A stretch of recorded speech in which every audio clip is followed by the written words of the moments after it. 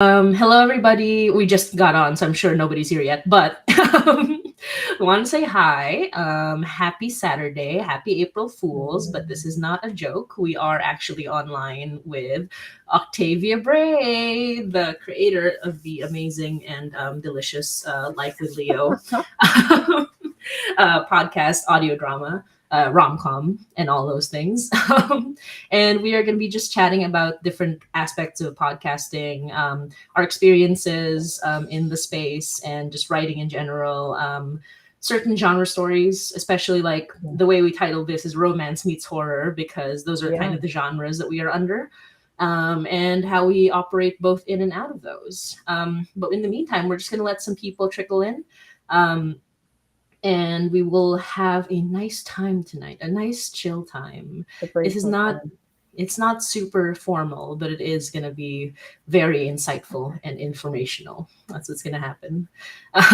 Did you notice that we're kind of coordinating? Oh my God, you're right. Oh my goodness. I think it's the lighting, because it's actually like, so it's almost matches perfectly. Technically this is pink, but because of the lighting, it becomes like, yeah, because of like the very yellow lighting.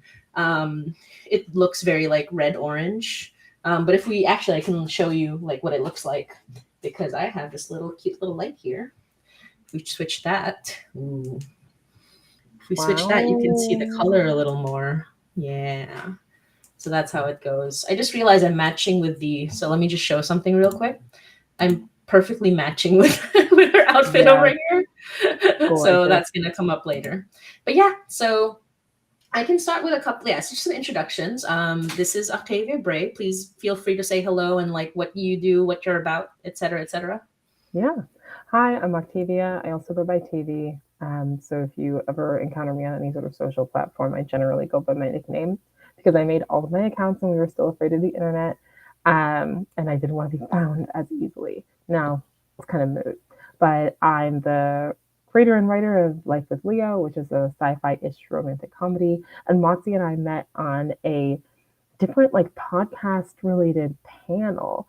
I feel like almost a year ago now, right, Motzie? Maybe longer than that? I maybe like 2021, or I think it was 2021 even. I already don't remember, but I do remember it was for Podbean Storytelling Podcast Week. I remember that was the first one, I believe, and it was very cool to meet you and hear about your work. Yes, and same as well. And you have given me compliments already on this stream. I'm so excited that I now have the chance to return the favor, because I find Hainai like a really intricate piece of work. Like I'm just like, like there's really like art happening over there, like different homework being done, it feels like, because of the world building elements that are present. I just know what my strengths and weaknesses are. And I really like, I like a heated conversation. I like, cute, flirty banter. When it comes to rules, backstory, lots of just like intricate, like stacks of cards being built, I'm like tired, exhausted. I feel like every episode of High Night is like, oh, and here's this like very culturally specific thing that's happening, for each character.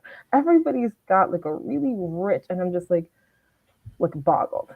So I feel like I listen to High Night and I'm like, this is the work of a really smart person. Oh, that's so nice of you. I mean, in addition to it also being like very good in so many different ways. But I feel like, you listen to my thing and be like, this is the work of a fun person. This is the person having a good time. But not necessarily like, this is the work of somebody whose brain is in gear. That's the vibe I get when I listen to High Night. Oh, that's amazing. Thank you. But in all seriousness, like I do enjoy that aspect of Haina as well. I think the reason it happens is because we have this sort of, so how do I describe it?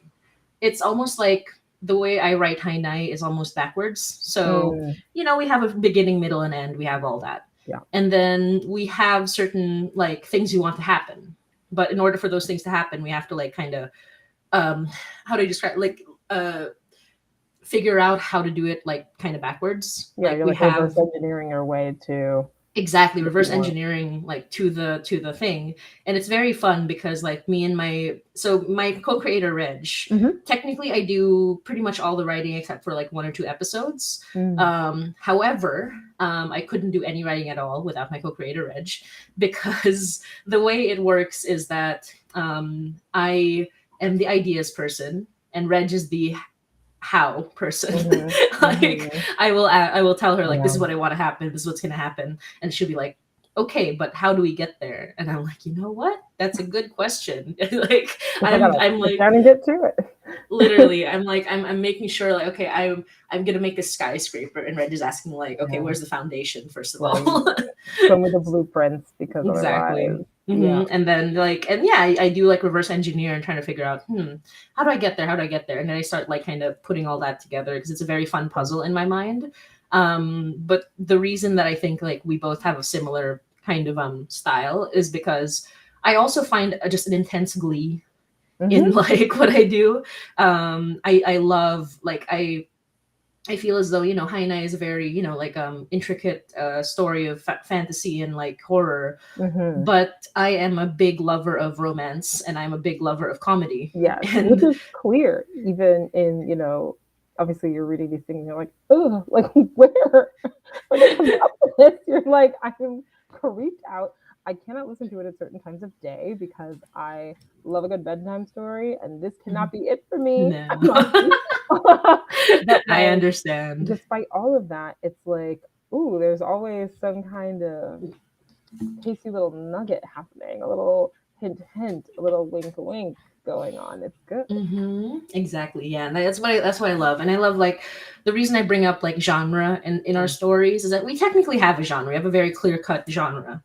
But at the same time, I feel that we both kind of like, we like, I don't want to say transcend genres because that feels like, oh, so fancy, but it's more like, we understand that like in terms of like human stories and like just stories in general, genres cannot contain, like they're very helpful identifiers, but they cannot contain what like the story is in our head. And I feel like it's very fun. Like it's a good practice to be able to describe something in a couple of words, but it's never like just those couple of words, which I think is the like where the story goes from a good idea to like a good story. Yeah, absolutely. I think everyone has a lot of good ideas, but like the good story is when you're able to kind of, not limit yourself in that way.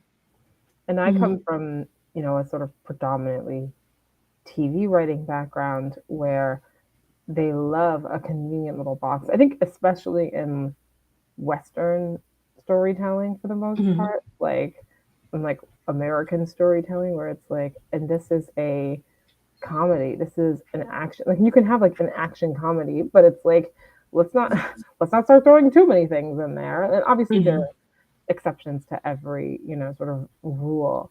But I think that's why I really enjoy watching a lot of like, I watch a lot of international television, but I watch a lot of Asian television in particular. And you can't get through a K-drama rom-com without there being some kind of serial killer in the background. You know what I mean? Like it's like, sometimes I'm watching and I'm like, this is truly deranged. But other times I'm watching and I'm like, honestly, we're telling a beautiful story here. And if you took the serial killer out, you couldn't do the same thing. Sometimes you need a serial killer to interrupt your rom-com. You need a weird tonal shift. So yeah, I think I love living in a both and world instead of an either or world. And I feel like you get that with High Night as well, where it's like, it's scary, but it's funny, but it's cute, but it's terrifying, Thank you. Yeah. And I think like I feel so that's the interesting thing. So when we talk about like international stories, and there are boxes like in Western storytelling for sure, but I feel like it's almost because so a lot of international stories are trying to be an American story. It's just kind of how it goes because the American stories are very big. Like Hollywood is big. You know what I mean? Like that's kind of like a lot of people grew up with the storytelling superpower being the US. But what that leads to is this beautiful, like, and this is why I love seeing international stories presented like with the scale and budget and like, resources and like abilities of an American story, of like an American, like, I guess company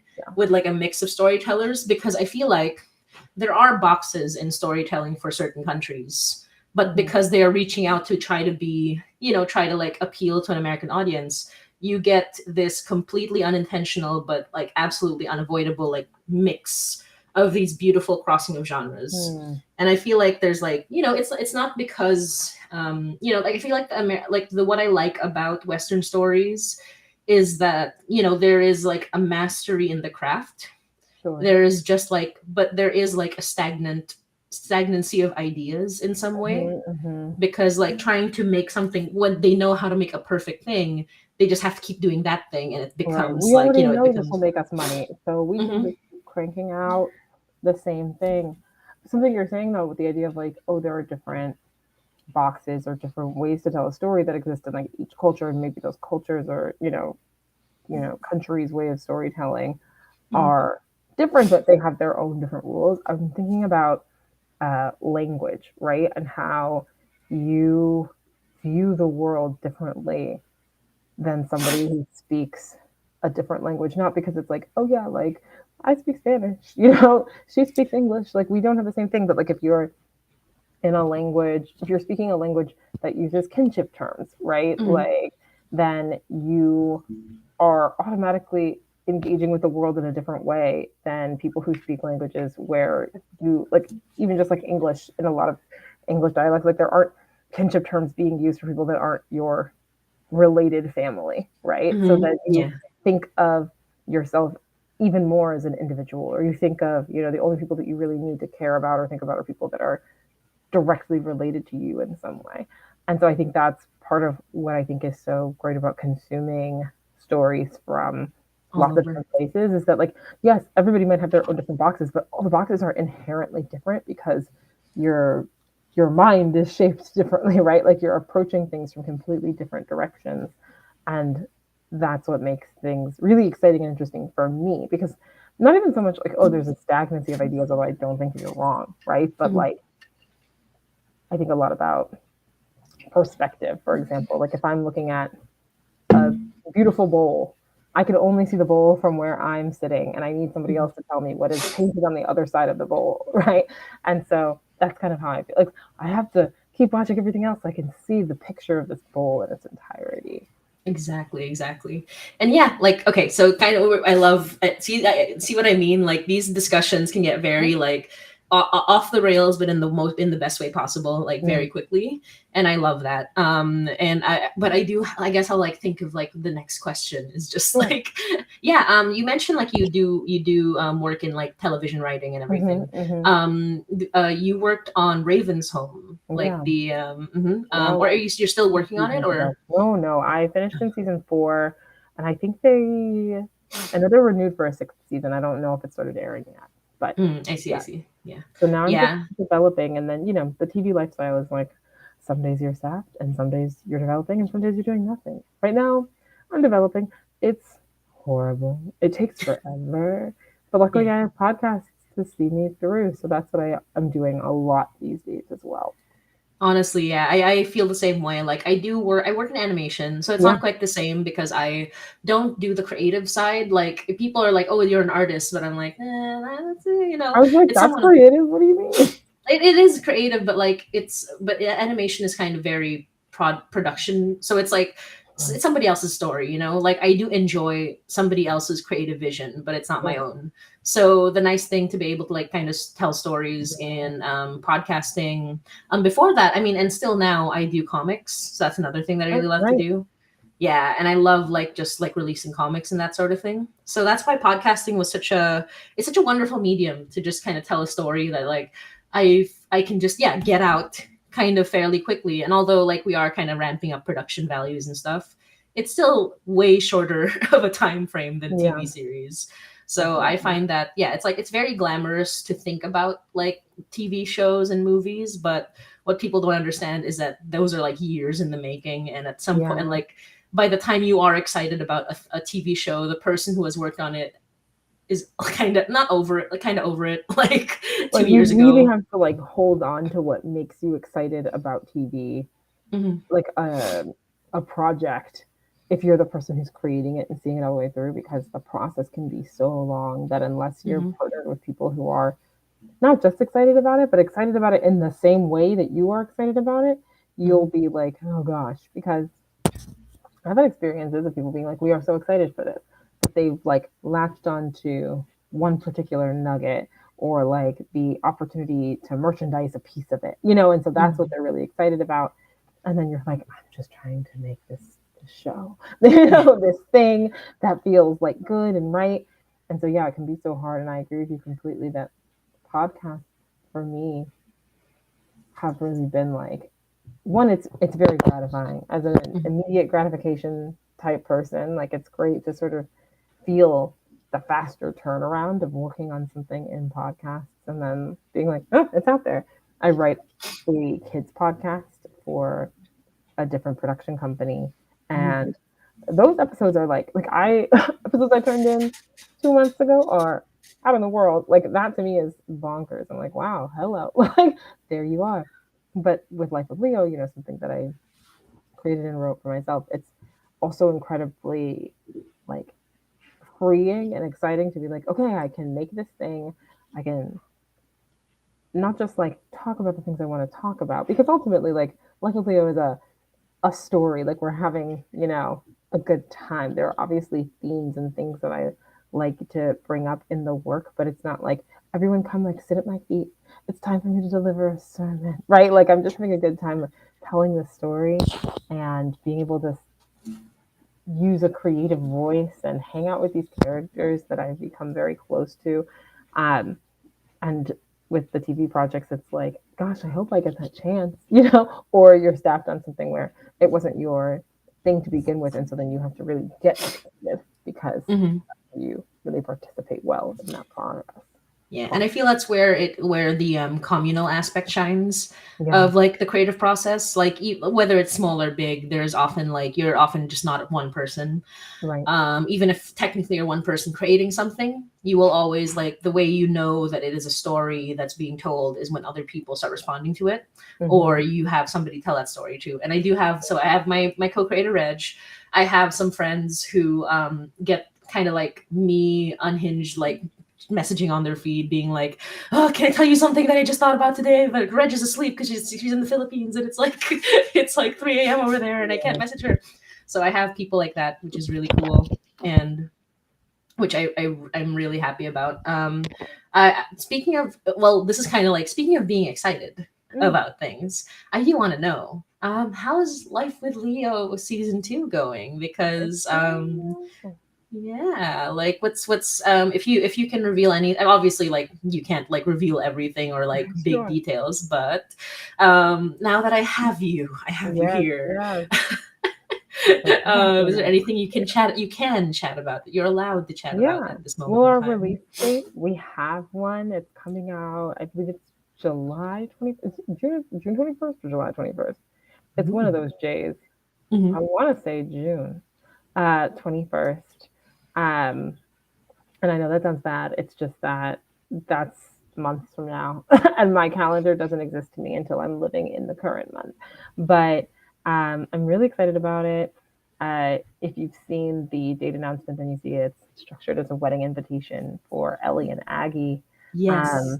who are two of our supporting characters who were engaged in season 1, and so they're finally getting married. So something I can say about season 2 is that a lot of the season is structured around those wedding activities, so that there's some. I think you can really feel time passing in a more not like, oh, all of a sudden it's November, all of a sudden it's December kind of way, but like you really know, like, okay, well, if we've ticked this box with like wedding planning, right? Like we're tasting cakes, maybe we're going to dance lessons. Like like you can feel that you're getting close. Oh, like yeah, moments and like Yeah. that. So I think that I actually really think that season 2 is better than season 1. That was my feeling during recording when we were all back together. Actually, a lot of us together for the first time because we recorded the first season completely remote. And then this season, we were able to meet in Los Angeles for people who were based in Los Angeles. And then obviously we had people Zoom in and record from like their home studios if they weren't able to come because we have thanks to casting during the pandemic, people scattered hither, yon. Um, but it was really great, and it was so nice to be able to bounce energy off of other people.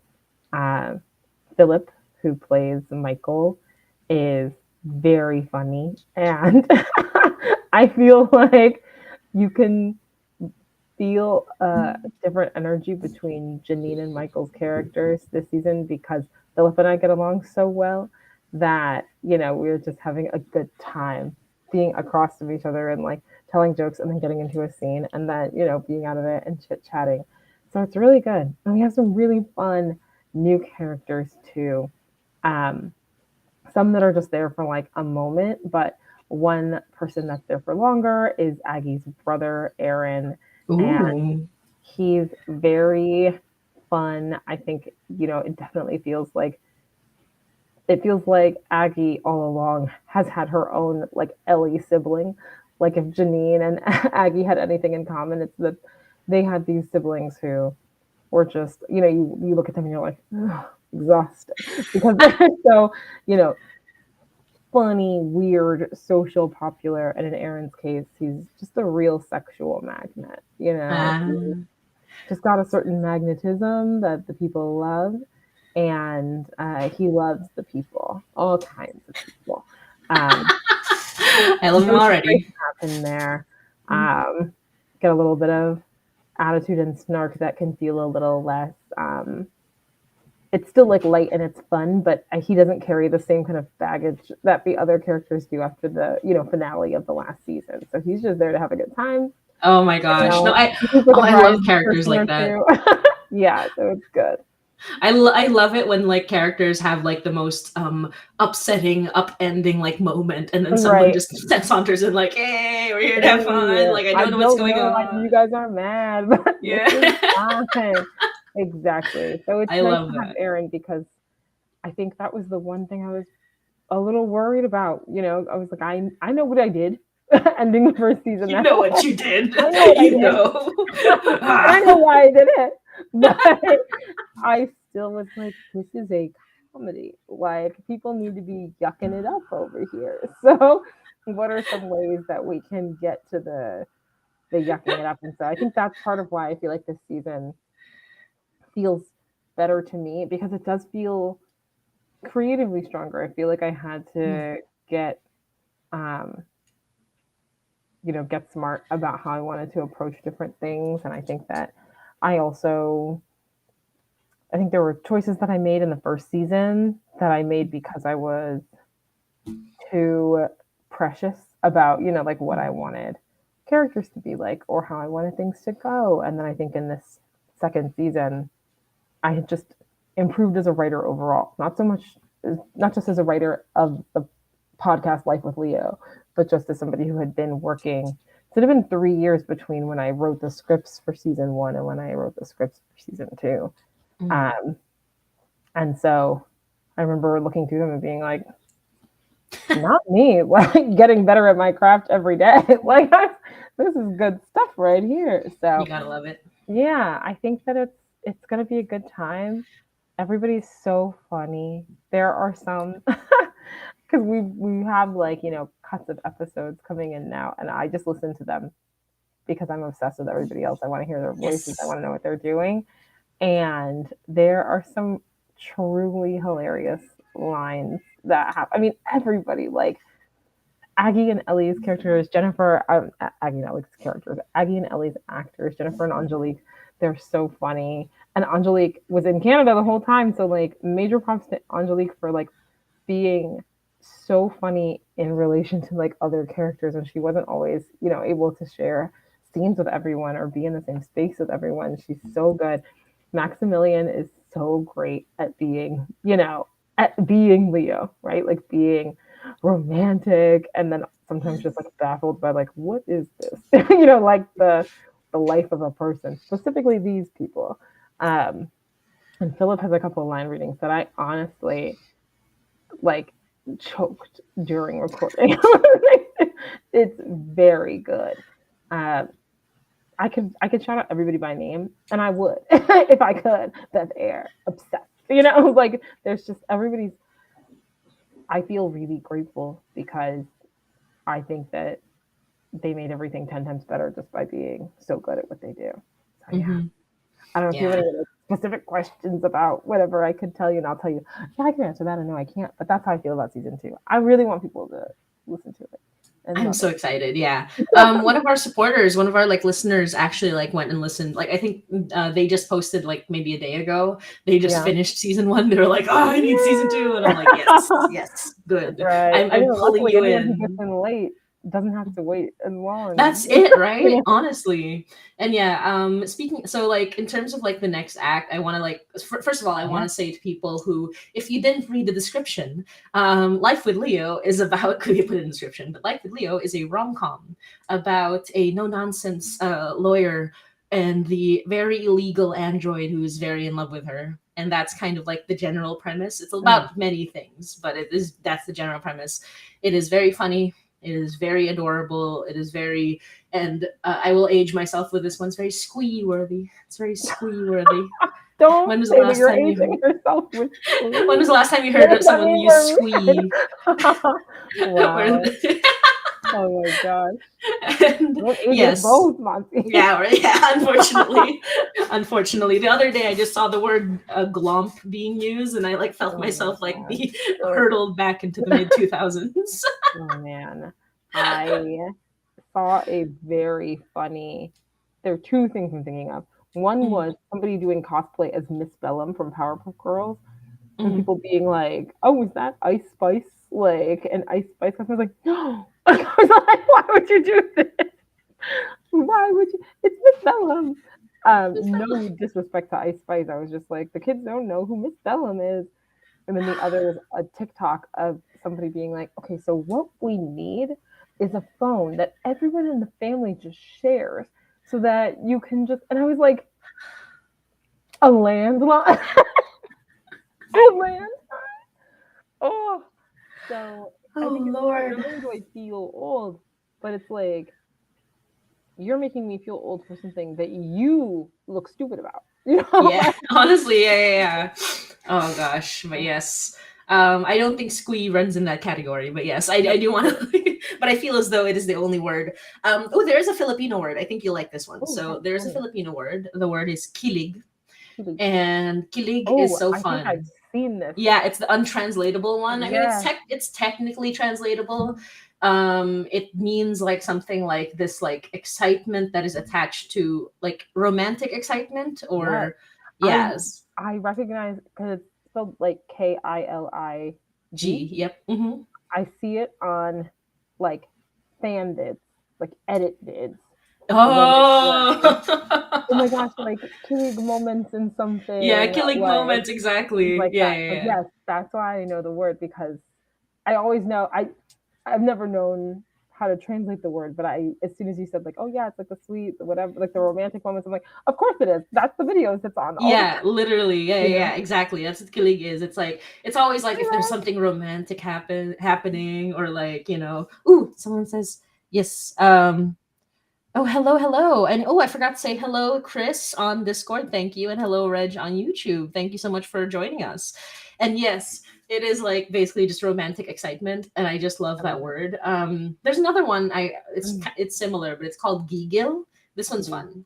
So gigil is a word that means cuteness aggression. I'm sure you've like Yes, I've heard the cuteness aggression, not the it's Filipino like word or the word in what's the language? The word is it? it's also Filipino. It's like I don't yeah, know gigil.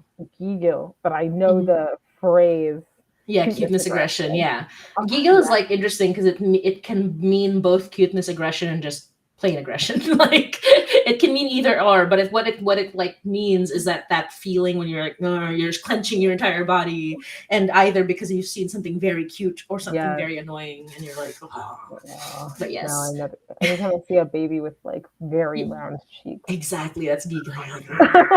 please. You want to eat those Yes. cheeks? Oh, okay. So since you talked about like season 2, I should like talk a little bit about Act 3 as well You because it's very absolutely funny. should. Whereas you're saying like, oh, this is gonna be wedding and it's gonna be fun and it's gonna be That's right. And very you know what funny. you did too, I know Motzie. what I did. We both did things that we should feel some regret about, I think. A is Go for ahead, talk about angst. it. Talk about it. Well, you see, in a horror podcast, sometimes bad things will happen. Oh man. Sometimes very bad things will happen. But Oh. okay, but I will talk about something fun. So Yeah. yeah, so act 3, like obviously bad things are still gonna happen, but do you trust me as a creator to make our characters happy? That's the question that you must ask yourself, because I will not answer you until the story comes out. The basic question is, do you trust me to make the characters happy in the end? Well, I think I don't that's even trust me. a great question because it's like in your genre, Mhm. you are not required to make your characters happy at the end, right? Like Exactly. it's not a romance novel where it's like you have to make that guarantee to sort of really Mhm. classify yourself as a romance novel. So like I feel like to me the period comes earlier in the sentence where it's like, do you trust me as a creative? And I'm like, yes. Like I end the sentence there. To make the characters happy, I'm like dot dot dot. Mm, Mm, you know, or it's like good question. if that's what you want, then I trust you to deliver it. But I don't know if you want that, and I won't know until the Until you get there, you exactly. know. And the other thing is, like, as a as an enjoyer of content, as an Mm. enjoyer of stories, I do love when my favorite characters, and this is a Tumblr terminology, blorbos, are happy. But I, as a creator, that's a different story. Yeah. Like, there is like what I am definitely, I'm very committed to narrative satisfaction, but that doesn't always equal happiness, or like, it depends on, like, but I do want it to, like, be, what's the word, the word is escaping me right now. Uplifting, hopeful, I'll positive. figure it out later, but it's like when a story, like, has an ending that makes sense and, like, feels satisfying even if it's not happy. Mm. But yeah, I'm trying to Yeah. remember what that word is, but you know what Is I the mean. word But not satisfying? it's like, oh gosh, it is. I'll probably remember it Yeah. later. I Sorry, we I don't need to know take up many the words, I just don't always remember them. But yeah. not always at the right time and in the right Mhm. order. You know. Exactly. Also, Reg says, "Love your work, Octavia," and of Thanks course, so much. I yes. love your work. Oh my goodness. Yes. And yeah, so okay. Here's some stuff I'm excited about. One, we do have a character who is a mass murderer. That's what I'm excited about. It's in this character's appearing in the upcoming episodes, actually. The Very first exciting. couple right before we start, like, Act 3 officially. So we have a two-parter called the St. Patrick's Case.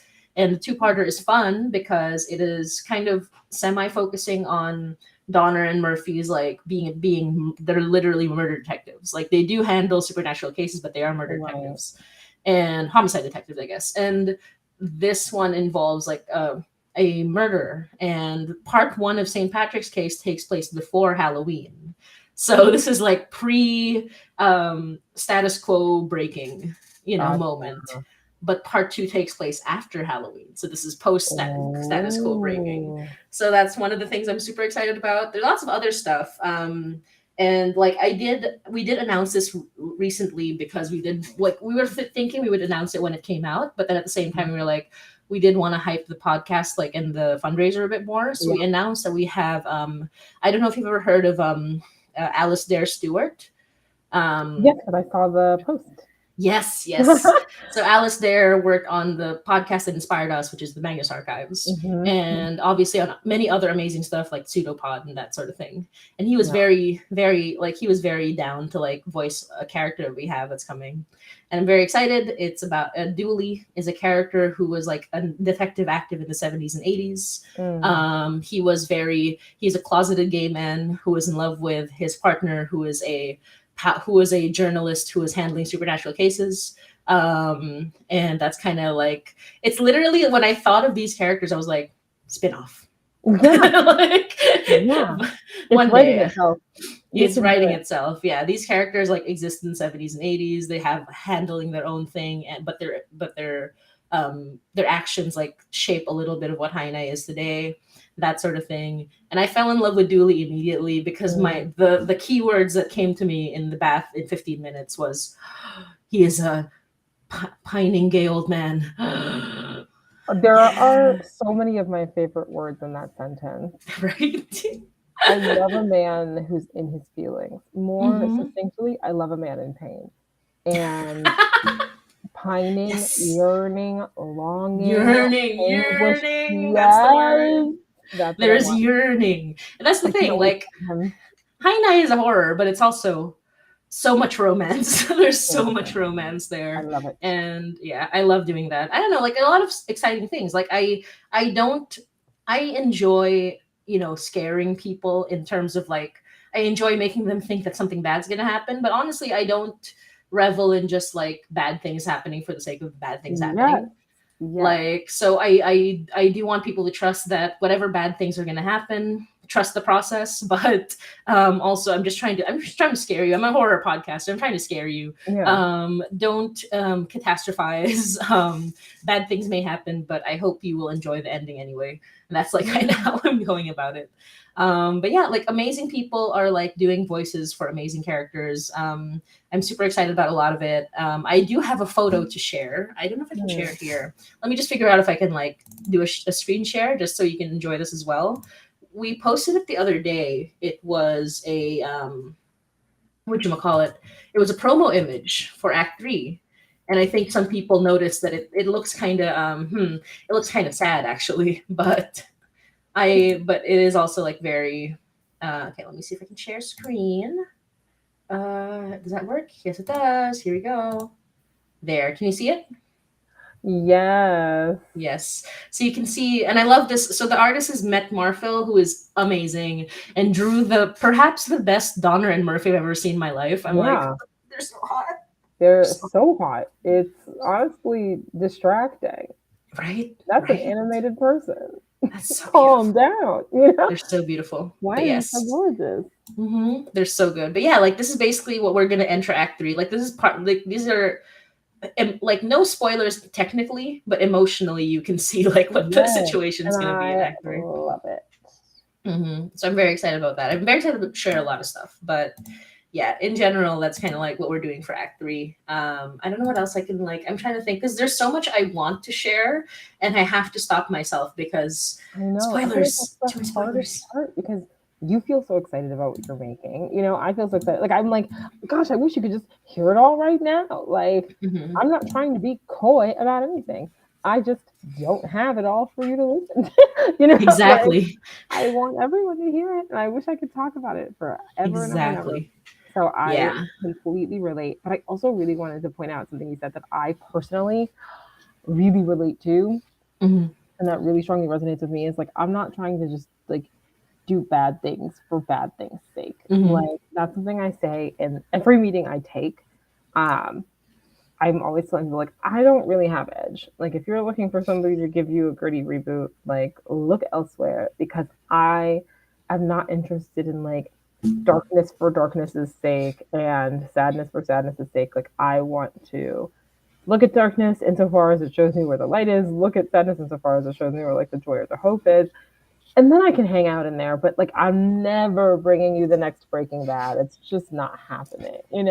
But I really love that that's what your mindset is, and I feel like that's probably why I listen to High Night and like why I listen to that in a way that feels more like, all right, here we go, than like other horror podcasts that I've engaged with because yeah, maybe I can take one of the dots out of that ellipsis before the question mark of like, do I trust you as a creator to make my characters happy? Instead of dot dot dot, it's dot dot question Hmm. mark, where it's like, Hmm. yeah, I can feel that, you're not just like, and my plan is to kill everybody by the Yeah. like mwahaha, like where I do feel like you kind of get that from not necessarily other podcasts I'm thinking of specifically, or like just general content where things are like bad, like the Game of Thrones type content, right? Things are bad and it's only gonna get worse from here.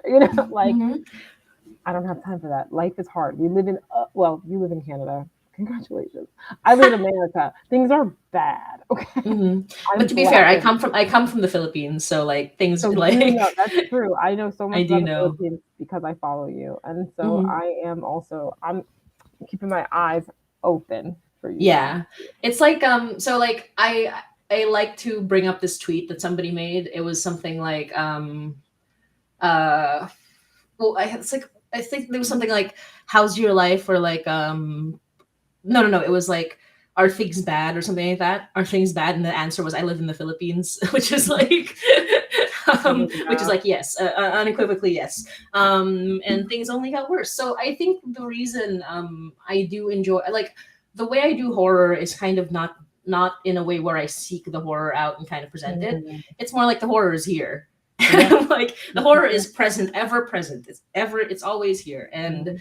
what I like to do with that horror is I show it like, okay, this is the horror. Now here's this uplift, like this story where Mhm. we are all like still finding joy. Yeah. So that's kind of how I like to do the horror. Like I feel like that comes out in in the characters because Yeah. I think with a lot of media, and this is not to like drag them or anything, because No, no. I think a lot of media is very cool for doing this, but they focus more on the story and the themes than they do the characters. Yeah. I think the characters are functional within the story, and themes they want to tell, but they don't necessarily love their characters. Yeah. I'm kind of the opposite. I love my characters. Mhm. Whatever suffering will happen is because it feels like it feels correct for these For them. characters. Yeah. Not The just like, character. I want to put you through the ringer. It's, Mhm. I love you, and it just so happens that you are growing through a ringer at this moment. Exactly. And like I want like that character development to happen. It's like kind of the opposite with certain horror stories. It's like, and this is kind of like part of the genre, I suppose, but like certain horror stories, that this character is just there to die. Or Mhm. there's, and like maybe they'll last a little longer than you think, but they're just there to die. Yeah. And I feel like the opposite here in Hainai, where if something happens, then it's happening because like of a very character centric thing, Yeah. or like it could be thematic, but it is like within like the idea of a character, like of the character's like whole story or backstory, Yeah. that sort of thing.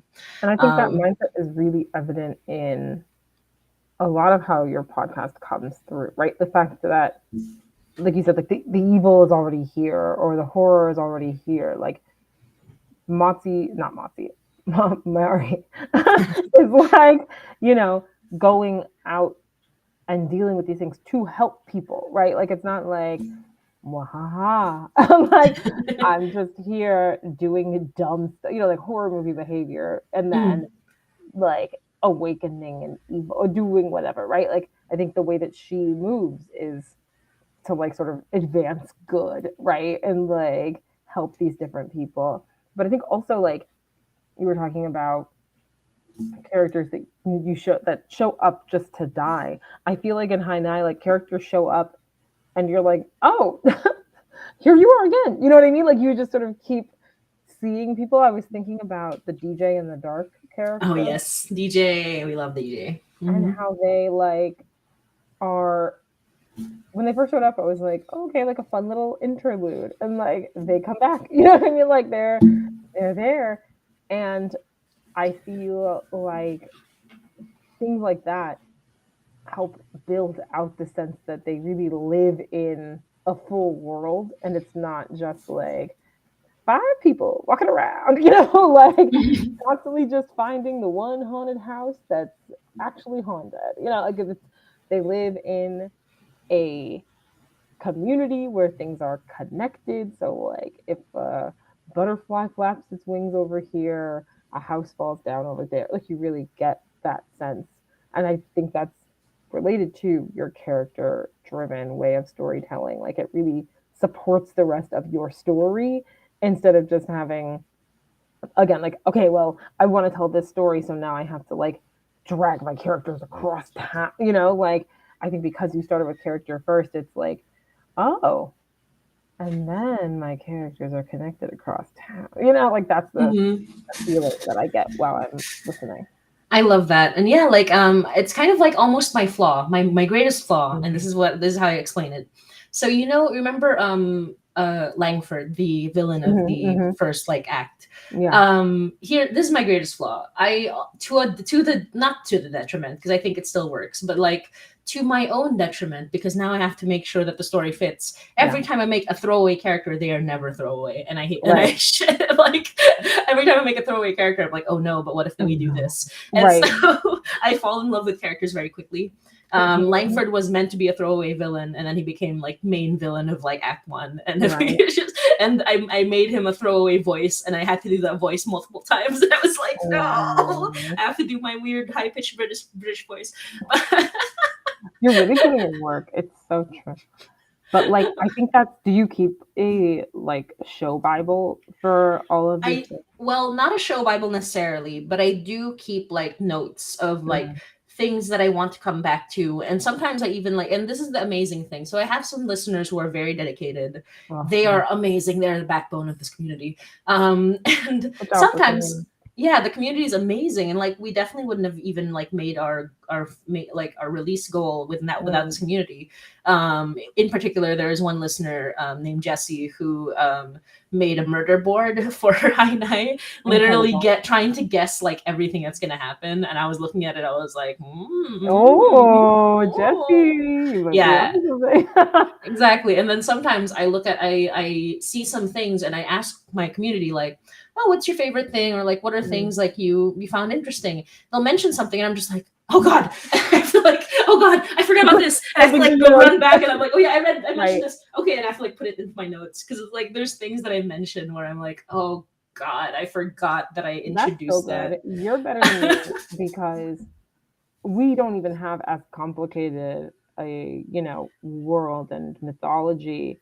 And in the Discord server that we have, like the Atypical Artists, Oh uh, nice. the Discord server, the Leo channel, I think it was one of our fans named Ash Mhm. who was like, "What day is it?" They were like, "You said that it was this time," and blah blah blah. And I was like, I actually know what happened here, which is that in my head, this was happening in November.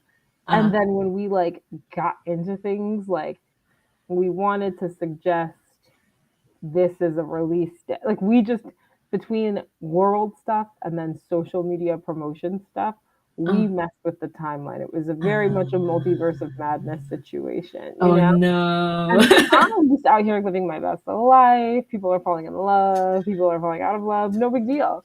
Ash just sitting there, keeping an eye on the situation and being like, Octavia, can you explain to me why we have experienced too much calendar year in a calendar year?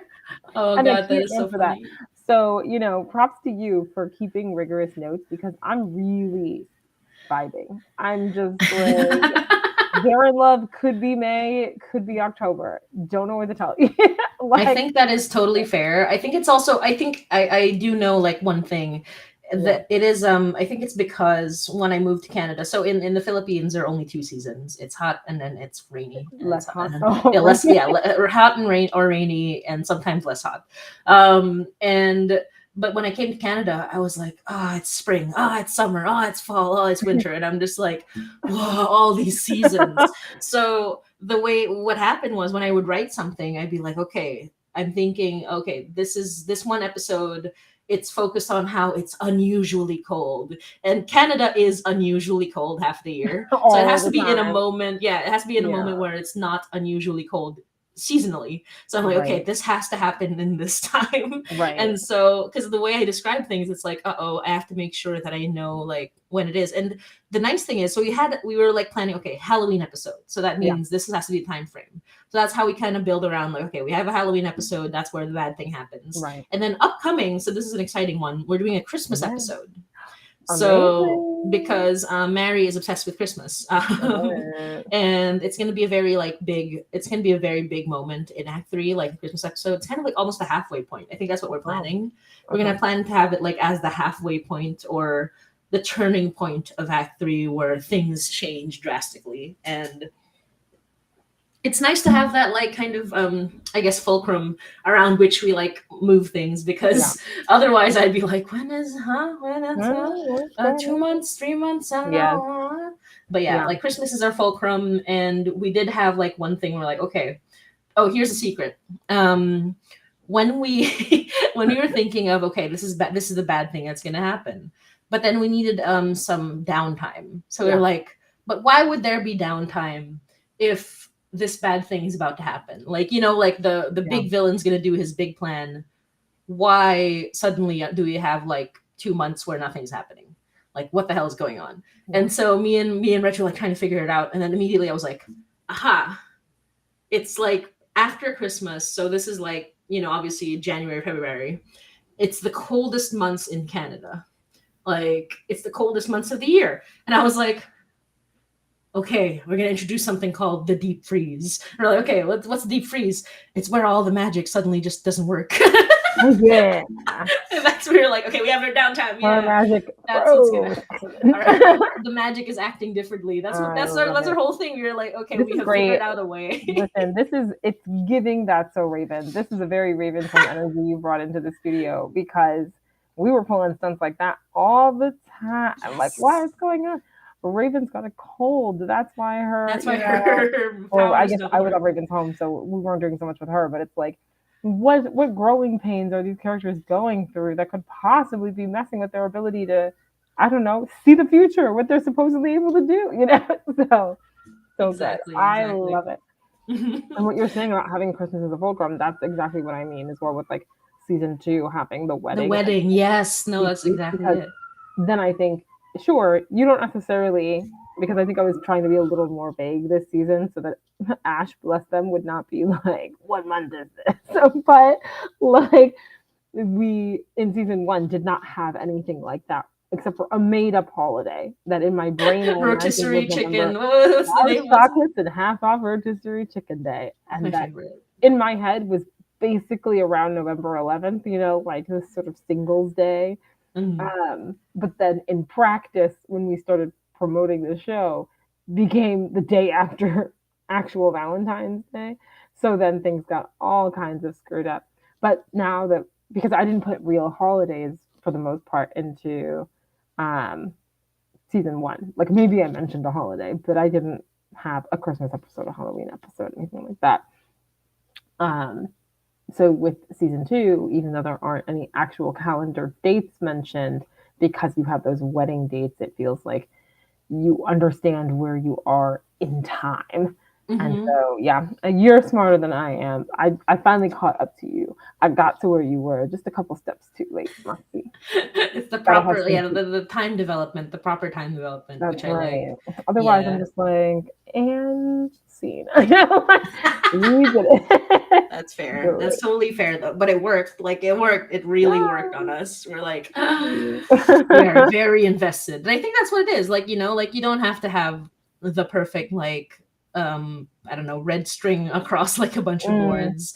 You just have to, sometimes as long as the vibe's right.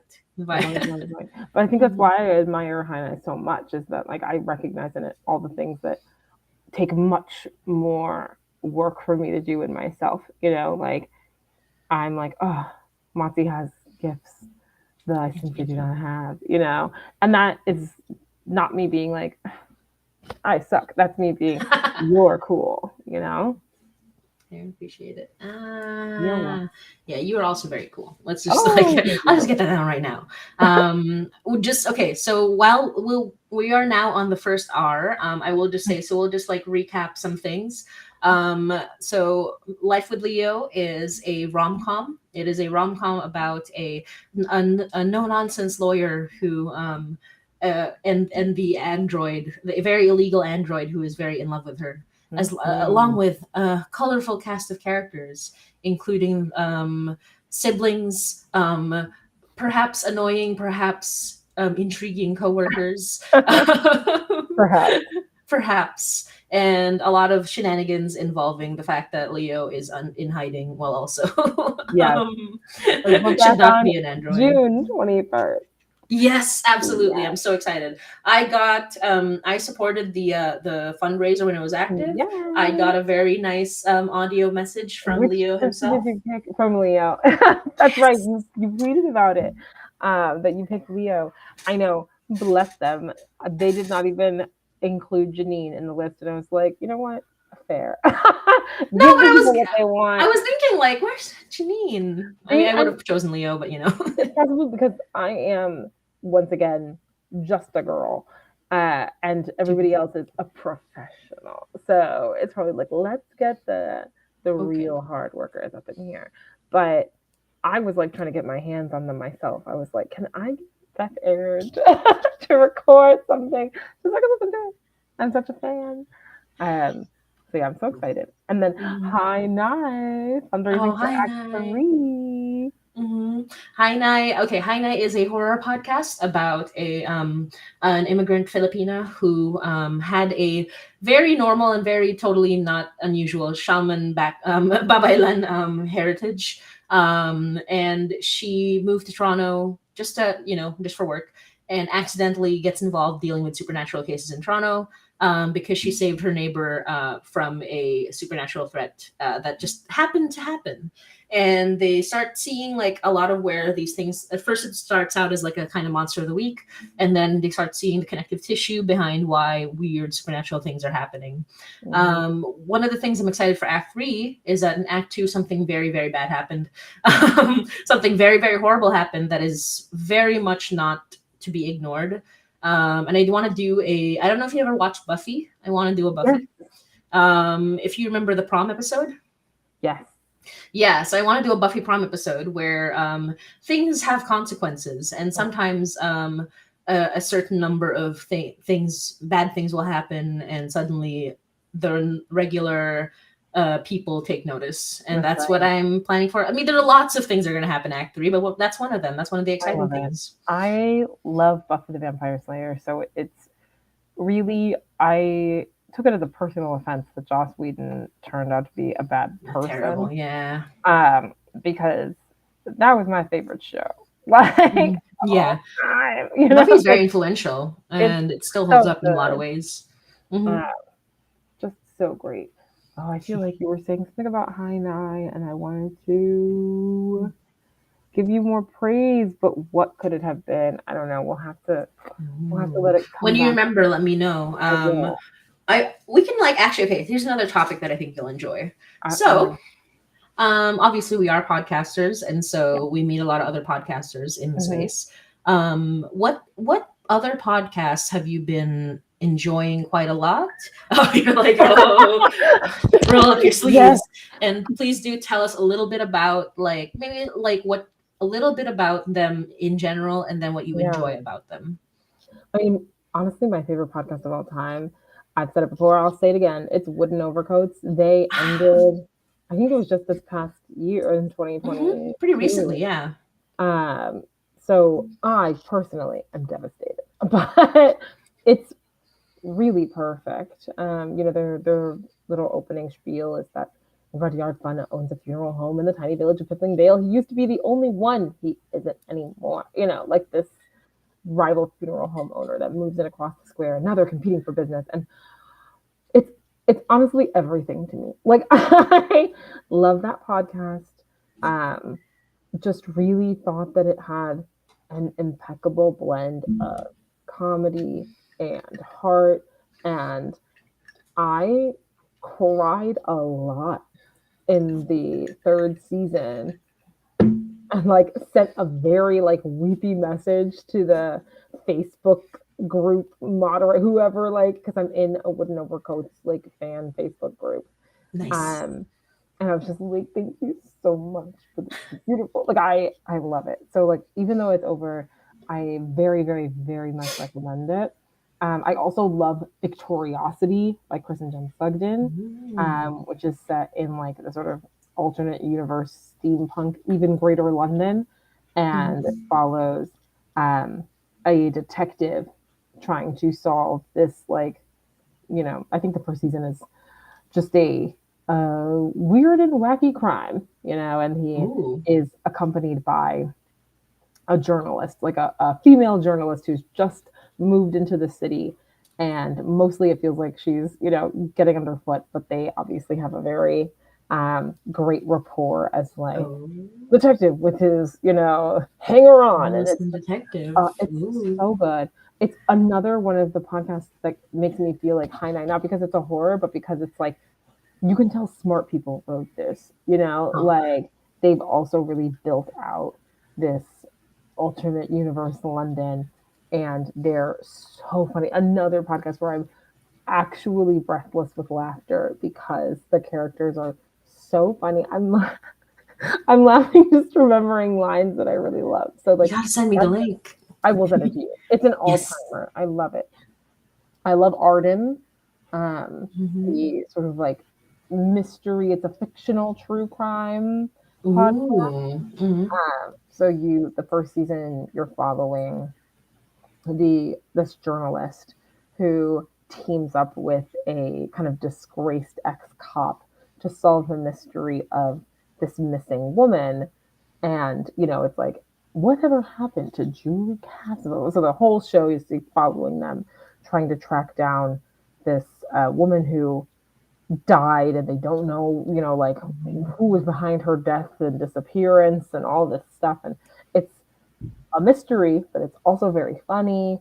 And then in subsequent seasons, it honestly just gets like more and more, like it just gets deep. I really like Arden. I feel like it's like one of those real like growers of a show too. It was already there, but it's like Mm-hmm. it feels like you're just unpeeling more and more layers to it. I think they're also fundraising for their third season right now. So yeah, Ooh. Yes, so please, yeah, I will have you send all of these recommendations so that I I can share them as will. well. I'm actually planning something soon, which is really fun. Because we want to do more live streams. Before we were like doing Yeah, once a month, and that's fine. But we wanted to do because we have this like streaming setup anyway. yeah, I think I was doing a little more when we started gaming and stuff, but I do want to do something fun and chill, like nothing too extreme, where we do listening parties. So I was planning like maybe bi-monthly or even like weekly, where I would sit down and I would listen to a podcast, a different podcast with the listeners, and kind of just like, things that, because my big problem is that even though I do like podcasts, I do hmm love certain ones, I can never sit down and just start one. yeah. I There's so many understand. that I have like on my backlog where I'm just like, I haven't listened to this yet. I know. I just start subscribing to things so that I can have them ready to go whenever it's time to Yeah. get in my car, do some dishes. I'm also a big bedtime podcast girl, but then I mostly save my chat podcasts for sleeping because then I'm not missing any story. I Oh can yeah, just exactly. wake up and be like, what are they talking about? And rewind to that point and carry on. So there's no Hmm. interruption and like tension or excitement. Yeah. I am so like I will recommend a couple, but like Yeah. literally these are the only ones I listened. Like I have a Mhm. very small list, but from the list I do have, my main like inspiration for Hainai was the Magnus Archives. Yes. It was amazing. When I first listened to it, I literally, the way I binged it was unreal. Like Wow. every moment of every, because I binged it in the pandemic, Ah, so and there were it a was lot of episodes, right? So 200, 200 episodes. I binged it wow. in the pandemic. I finished it in the pandemic. The way I did it was that I just simply did not stop listening to it. Like, because Wow. my job is animation, thankfully, like for the most part, I don't have to listen to anything. I That's just so like look at true. stuff. So it was like every moment of the day, every single day, it was just constantly playing. At one point, I Wow. think I fell asleep to like, and I had nightmares about one of them because I fell asleep to the story, and I was like, well, maybe I shouldn't fall asleep to the story, but Are I you did excited listen. Like about the upcoming, is it called Magnus Protocol? Like the protocol, maybe. Like I'm gonna see, because I think what happened was as soon as I started working on Hainai, I was. It's not that I wasn't like enjoying the Magnus Archives, but I feel like I right. stopped like kind of looking because I didn't want to. You want to be Um, influenced. Kind of, yeah. Like, I mean, obviously, we already influenced, but I think like because the creative process like has me making a podcast that is somewhat similar, Yeah, I don't need to kind of like feed off of that sort of thing. I But I understand. did like really love what I listened to. I really love the characters, and there was also like a fan base around it that really like made it very colorful and very Yeah. special. And I think that's like that, obviously. And I really loved Night Vale for a long time. Yeah. I listened to an episode recently and I was like, I need to come back. Like, I think what happened was I stopped listening and I couldn't find where I had left off. So Mhm.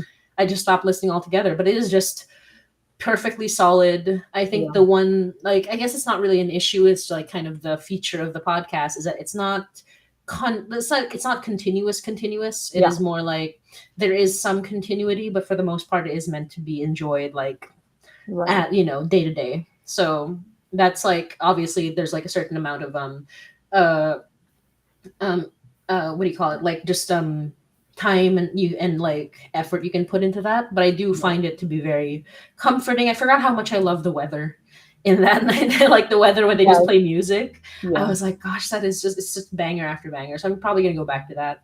I did, so this is gonna be mean. Well, not mean. It's like it's embarrassing. I did not finish Wolf 359, but I did listen to quite a bit of it. I'm Like, gonna tell Gabrielle. don't tell him. No, it's so funny. Did you know that is it like, oh, what's the name? One of the characters beat Mary in a sexy podcast person poll, Oh and I my was like, gosh. I knew we would lose just because it was Wolf 359, but That's we so did funny. make a good showing, to be It makes you fair. feel better. We were not included in the sexy podcast person poll. Rude to Leo, who I think is doing his best. You I know? think Leo is not sexy. I have to say it. He's not You're not sexy. wrong. He's very He's not. adorable and Bless him. attractive. He is not He's sexy. That not is sexy. just We not don't how it really have a goes. sexy person. I mean, I guess when season 2 comes out and you have your the brother, Yes. maybe so. But it You was also know? like, it was suggested, and our very wonderful fans suggested us. They got 3 of our characters onto the polls, which I'm very happy about. So that was Good very cool.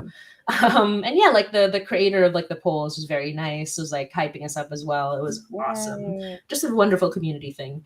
I We love were like, as soon as we saw Wolf 359, we were like, we're not gonna win this. We're not, just not. It's not gonna happen. But those character polls are always so funny. I think my Yeah. favorite one, there was a fictional. This is my favorite poll of all time. It was the pathetic loser man poll. So they picked a bunch What? of fictional men I love it. and had to pick who the most pathetic loser man Who was. won the So the pathetic? one who won, it is wonderful. Have you ever heard of the game Disco Elysium? No. Oh, okay. It is a communist game for communists. It's wonderful. So, Okay. and the art is very good. I think I like bring it up, but basically, what happened was there was this one man, and the way they, and even though I'd never played Disco Elysium, I knew it from friends, and I Okay. think the way they described this one, the protagonist, is the funniest thing I've ever heard in my life. The way they described him, and in selling him as like the pathetic loser man of all Yeah. time, is that they said, did you know that in Disco Elysium, if you like if you like roll this wrong stats, if this man sits in a chair, he could, in a chair that's vaguely uncomfortable, he will die. I was like, what? Oh, that's funny. That's something that can happen. He's You like, you can't can sit just on the die wrong from like the chair. vague discomfort of a chair. And I He was is like, a that pathetic loser sounds man. amazing. And this is how he looks Oh, like. that's So you can funny. see how he can be both cute but also horribly pathetic. This is his face. This man's face. Can you see? Oh, bless him. Yeah, you can see how Yes, I can scrumbly and see it. scraggly he is. He's doing both. He's both cute, and as you say, that is the face of a man who might Pathetic expire loser if he man. sits in the Yeah. wrong chair. Yeah. It's wonderful, and it's like it's a very good game. It's a very intelligently written game. Okay. I'm only the only reason I haven't played it in full yet is because I want to like have the perfect moment. But and that was what I was thinking of. Like those polls are so funny, and this character is like he is the most divorced man of all time. I'm like, I don't know how that works, but sure. And I believe it was just like, and when he won that poll, the devs of Disco Elysium like thanked they were like, they retweeted it and they were like, thank you for this honor. That's so cute. Wow. So funny. But yeah, anyway, that's kind of off topic, but yeah, I find that It's all I on love topic to those me. I love those things. It's like those kinds of topics. Okay, so last podcast, obviously Life with Leo. I'm obsessed with Life with Leo. So obviously listen to that. Listen to that. As soon as Octavia said, when we first met, there Octavia was like, oh, it's a romance between like a lawyer and an android. And I was like, oh, Tell me more. android romance? Huh? It was very good. Thank you so much. And yeah, other than that, and this is funny, like in my free time, I like to listen to very reasonable, very non-hype beast financial podcasts. I like to listen to these very reasonable financial podcasts that tell you how to be very reasonable with your finances and investments. I don't have. Thank you so much, finance podcast. You have to have some basic investments and how to handle your savings and Ooh, I'm feeling stressed just thinking about Yeah, no, I like them. They're very soothing, I think. Like it. very basic ones. So that those are the ones I listen to. Yeah, Yeah, I consume a lot of content, but when same. it comes to podcasts, there's like a very small list of these like ones that I enjoy. But Yeah. there's so many amazing ones that we kind of like got in touch with that I am definitely gonna be Yeah, you hyping should up always in say. our in our little listening parties for sure. I love it. Yes, I love And fiction podcasts most of all. And then I listen to some pop yes. culture ones because that's like I like comedy, like pop culture podcasts, not Mhm. comedians. I don't want to listen to some white comedian try to tell me a joke. I like Yeah. listening to like people who are funny talk about celebrities or blackness or culture, and that's Hmm. cool to me. Oh, absolutely, absolutely. And oh gosh, I was gonna I I'm had a so topic, sorry, but then I I ruined it. mean no, you didn't ruin it. I was trying you sparked something in my brain. I'm trying to remember what it was. Um but I think we can come back to it later Yeah, again as we go. Um okay, so here's a topic that's fun. yeah. Before, okay. I feel like we should like take a short break, but at the same time, it's like, would you like to get some water and like take a short break while I put this on screen for everybody to see? Just this today. I'll grab my drink from over there, and I'll come right back. Yeah, just 1 minute, 2 minutes, no worries. I will just drink some water. And for people in the chat, feel free to say hi in the chat. Feel free to ask questions in the chat. This is, as you can see, this is kind of a casual, very casual, like interview style. And if there's anything you want us to bring up as well, please let us know. We are having fun here. We're having fun here. But in the meantime, Hainai is currently doing its fundraiser, and we are fundraising for our Act 3, which is we've already like hit the release goal, but we have not hit our other goals, which will help us like kind of make the production a lot better. So yeah, let us know in the chat. We are actually reading the chat here. We can see Chris and Reg over here. Very cool people. We hope you're enjoying the discussion. If you have any questions, feel free to drop them in the chat. Thank you. Oh my gosh. And she's back. Yeah, I got my Guess own sugar. I saw you drinking yours, and I was like, I need it. little sweet drinks to get us through the day. I I have love too a many. fun beverage. Hmm. I always want a beverage within easy reach. Exactly. I have that sort of. You can see like I have a beverage, you have the beverage, and Mary has the beverage. Mary's milk tea, her favorite thing in the world, milk tea. She's got good taste. Hmm. Ooh, okay. Let's talk a bit about podcasting in general because I think Mhm. like there are some things a lot of people want to get into. Right. Um, there are some contrasts between our podcasts, not just in genre, but I think something really interesting that a lot of people might want to know about is podcast monetization.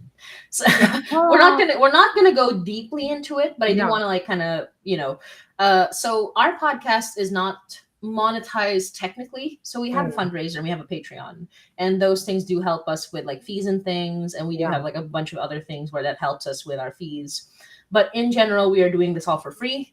Hmm. What the fundraiser is going to help us kind of cover some fees and like pay honoraria to people, but in general Hainai is completely free, done for kind of for fun but also with the idea of it growing. That's why I have the fundraiser on the right there, whereas with Octavia and Life with Leo, can you give us a little bit of like a perspective on how the money side, like a little bit of how Yeah. the money side works and how I'll give that you as affects the much as writing? I can as Hmm. somebody who really just sat back and let other people handle it. Handle, yeah, no, for sure. Because I am a writer, like what 100% of the time. And one thing about me is that I know my limits and I stay away from the things that I'm not good at. And logistics, one of those things. Um, my podcast was produced by Lauren Shippen and Atypical Artists. So a lot of the, financial stuff went through Lauren, went through our first season producer, Lillian Holman, just a lot of these people who were doing a lot of the actual productive work to make the podcast happen as like the creative thing that you see in front. So I know for the first season, we were funded largely by a grant that Mm-hmm. Atypical Artists had received that, was able to cover our podcast and I think one or two others. But then we did fundraise for season 2. And Lauren is an incredible person. Lauren Chipman, Lauren creator of the Chapman. Bright Sessions, Bright and Sessions, just yes. spin-offs and, 3 books and um, has also written for so many other podcasts and companies that are getting into podcasts like Netflix and Marvel and the Passenger Pod podcast, all of these Passenger List podcasts, like all of these things. So she's incredible.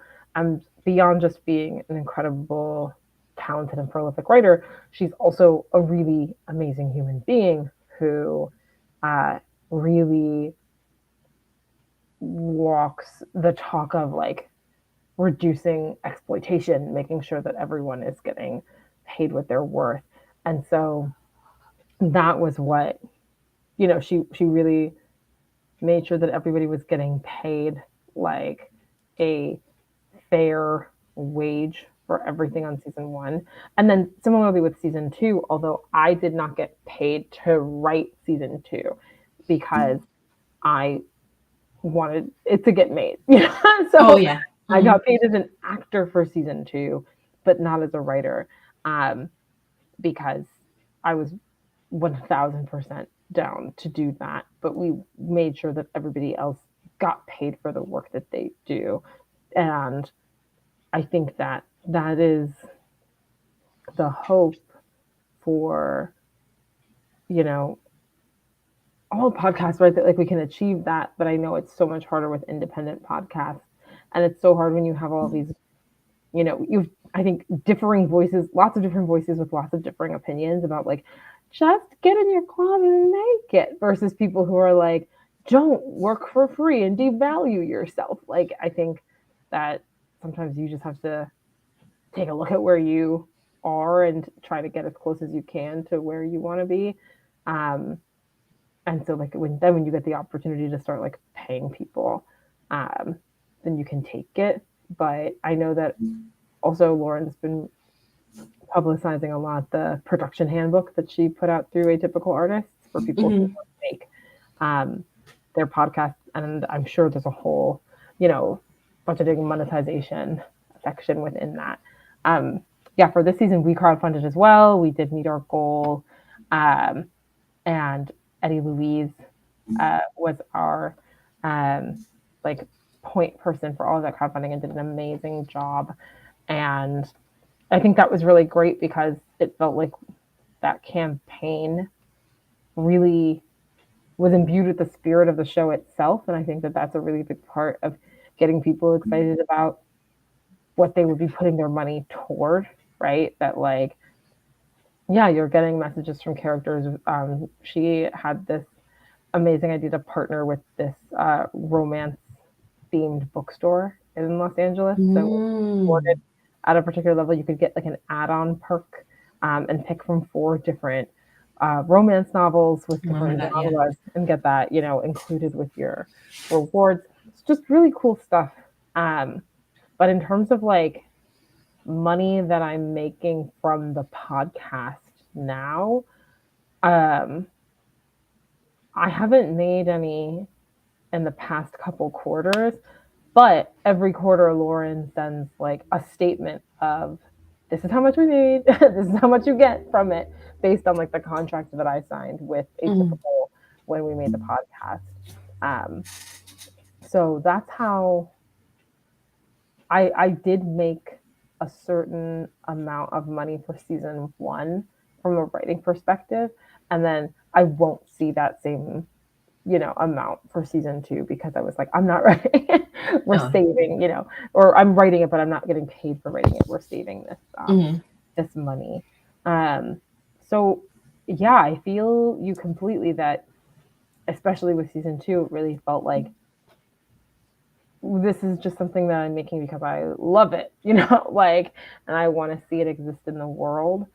And I think that when it comes to money, because I write for other podcasts now, and those podcasts because they're through bigger companies, I am making more money from, especially while I'm waiting for TV to like figure itself out, you know? Yeah. Like I made a lot of just like how I paid my rent money this past year through podcasts that I wrote for either bigger companies that were getting into podcasts for the first time or like smaller production companies that were making podcasts for platforms like Wondery or something.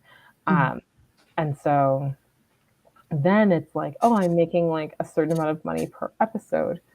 But I feel like when I have friends who are like, oh, I'd like to get into podcasts, you know, like get some supplemental income. I'm like, do not be fooled. Do not get tricked.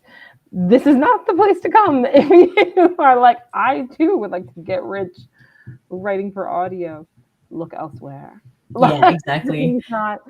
This isn't it. I mean, I think the goal with a lot of these companies getting into podcasts now is to make them into TV or movies later. And so I think that's something that better minds than mine have devoted a lot more thought to about like the consequences of something like that, or you know, the pros and the cons. But I feel like that's what people are thinking of more when they think about like, I want to get into podcasts, like the opportunity to get a fan base and then have it be something that becomes, you know, adapted into a visual medium. But if you just love podcasts and want to make them, be prepared to make $0. Yeah, exactly. And as much as you can, like pay the people that, you know, you're working with, but then you will make $0 afterward, you know? Literally. And I don't like, I wanted to mention this because like there's, so obviously like Atypical Artists is like a group, it's a network. Whereas like with High Night, it's literally just three of us, four of us technically. And the way it happens is that again, like we did not, and we still do not technically earn any money from High Night. But there is like a little bit like with the fundraiser, we are able to like give honoraria.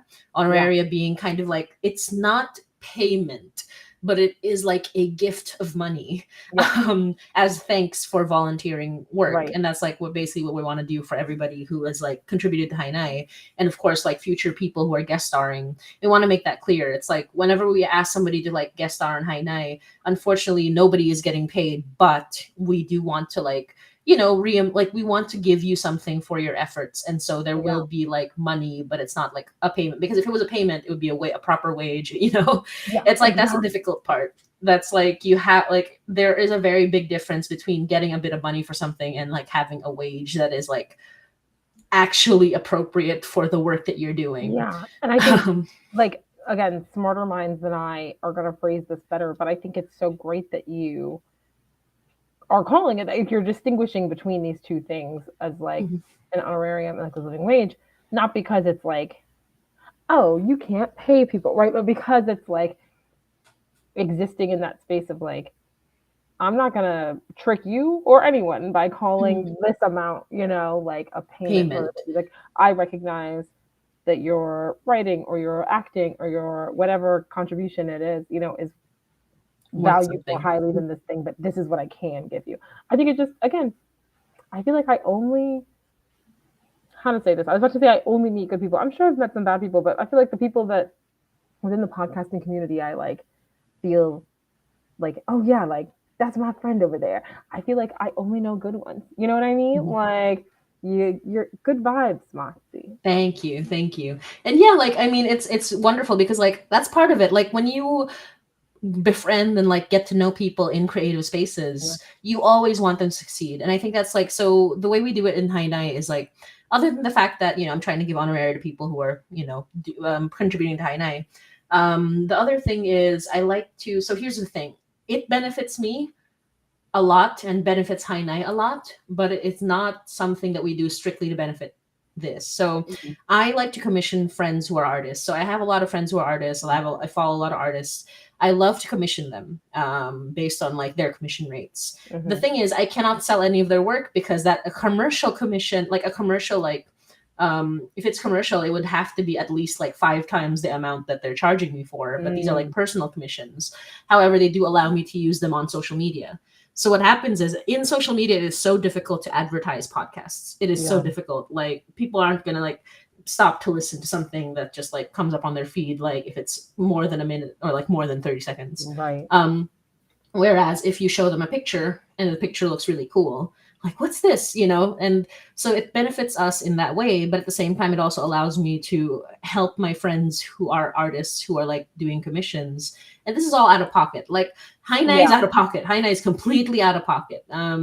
We do have amazing patrons and we do have amazing supporters on a fundraiser, but it is not a viable financial thing. Like, there are people who are able to do that, but they often work in bigger companies, in like they have their, like these companies have that budget to make a podcast and pay people, and that's not how it works like in a lot of other podcasts. So going into podcasting for money, financial podcast, you're like, exactly, the financial podcast for sure, they know, because they are a financial podcast, they know what goes into it. But if you're going to podcasting for money, think of it this way. Run away. Yeah, exactly. A lot of artistic endeavors are not for money, but also not without their benefits. So the way Hainai worked for me is that I made it and it didn't make me any money. 2 years, it didn't make me any money. In the third year, we do get $100 a month from Patreon minus fees, which is great just to cover fees, like to cover the fees for like hosting Hainai and things like that. So that's awesome. But that's not a wage. That's not a wage for anybody. $100 a month is not a wage for anybody. And of course, there's also this fundraiser. What we're getting out of it is like a little bit of honorary for everybody, but it's also not a wage. However, Hainai did open a door for me in which somebody discovered me through Hainai and asked me to help them do a pitch for a show. And I can't talk anything about it, but I was paid like a proper amount. And that's like, so that's how it works. It's like this, when you make something in a creative space, and that's like, this is the practical thing that you have to realize. If you want to get a job in the creative space that will make you money, you have to make things. And sometimes you have to make things for free.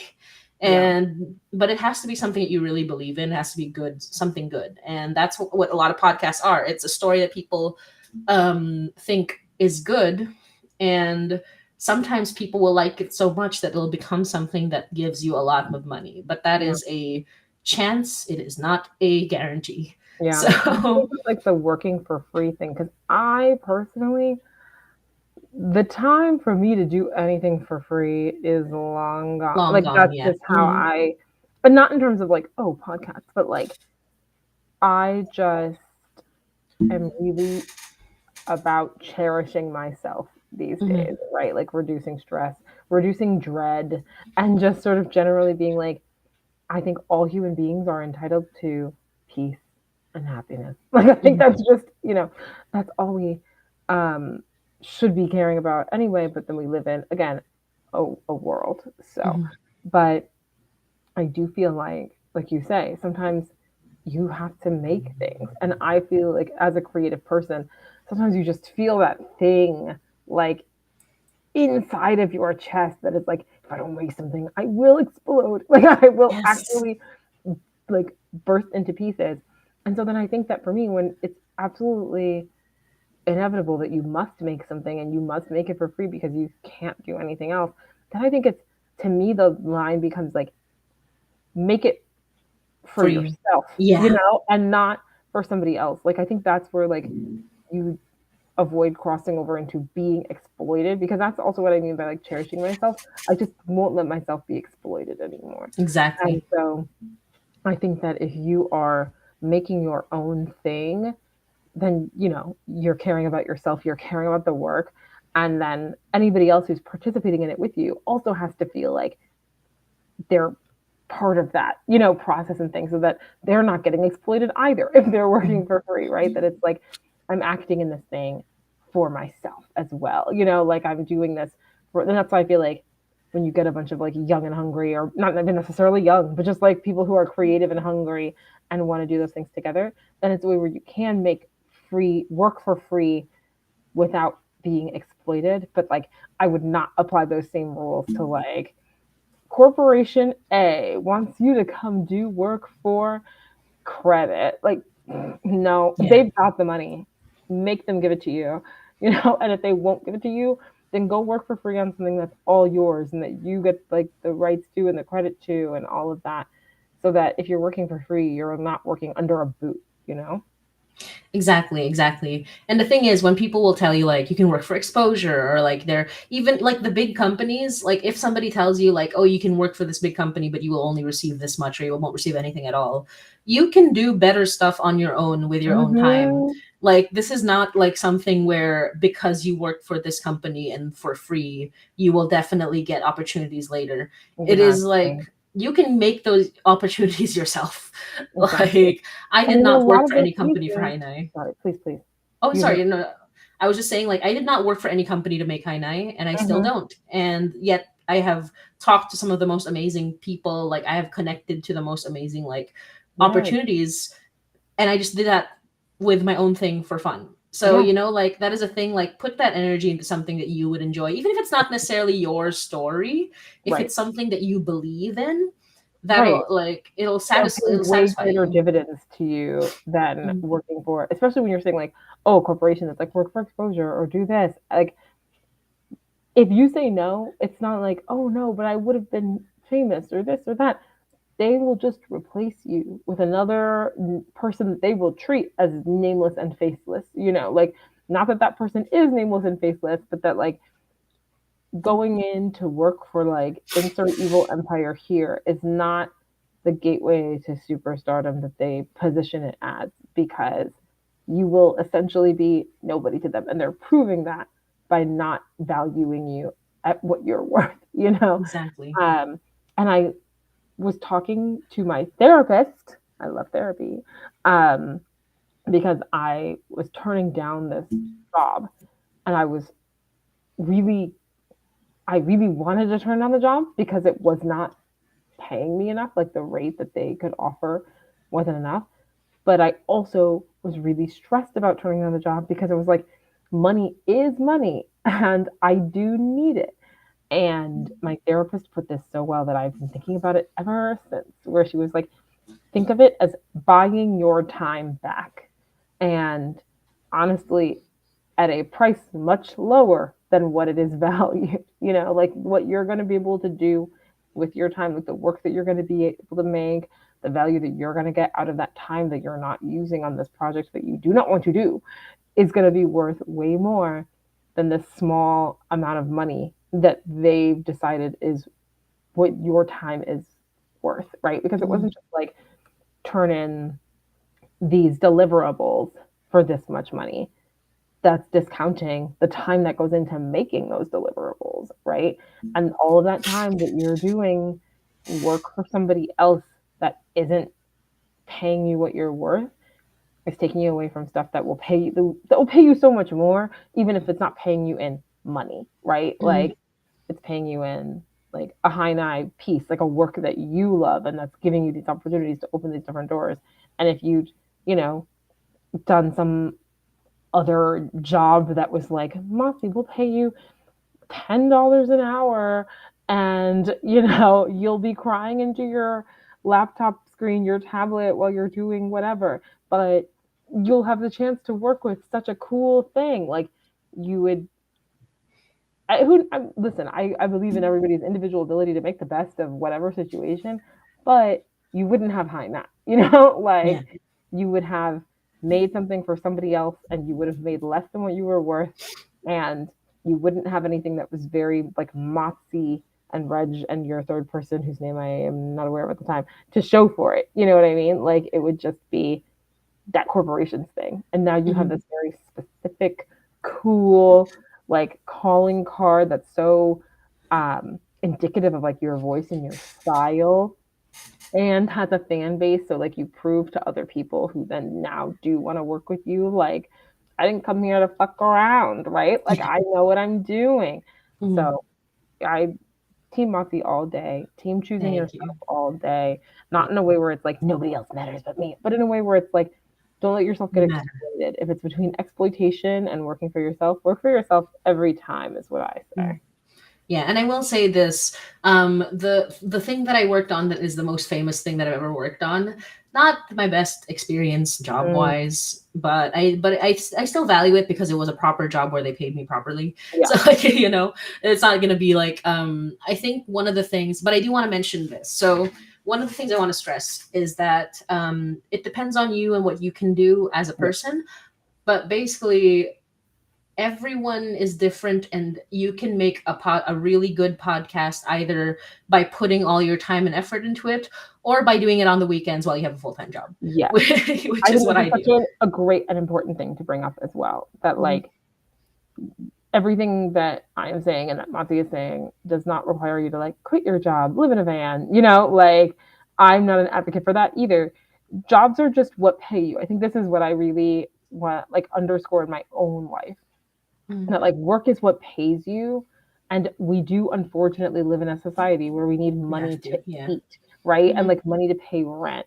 Like I am certainly not advocating for like don't make money. Live off the grid. Like it's not gonna be fun, especially if you're not like a cis het white man. Like those Yeah. people can afford to go camping forever. Everybody else, like it's dangerous out here. So Mhm. like I would not advocate for that. But I am 100% in agreement that like you can work a job that isn't like the thing that you love Love. and Mhm. are excited about, and then you know do use the time that is yours to make that like beautiful thing that you love, and don't let that time that you carved out for like this doesn't belong to my job, this doesn't belong to anyone, get exploited, right? Mhm. Like where it's like, oh, you could pick up more time at your day job, you know doing things, working for your corporate overlords, like why? It's just the job that pays you, unless you really love your job, which is totally fine, no shame in that. But like I think that's also what I mean by like choosing yourself and cherishing yourself, right? Where it's like recognizing that, like, when you kind of have enough to then be able to take one eye off of like the grind and put it on the thing that you love and actually want to do. Exactly, exactly. And so I'm an animator, and that was the thing where I was like, that's what I love, and that's what I'm gonna do, and Yeah. that's my dream. And now I have never been happier in animation than when I realized that I don't love animation, doing animation anymore.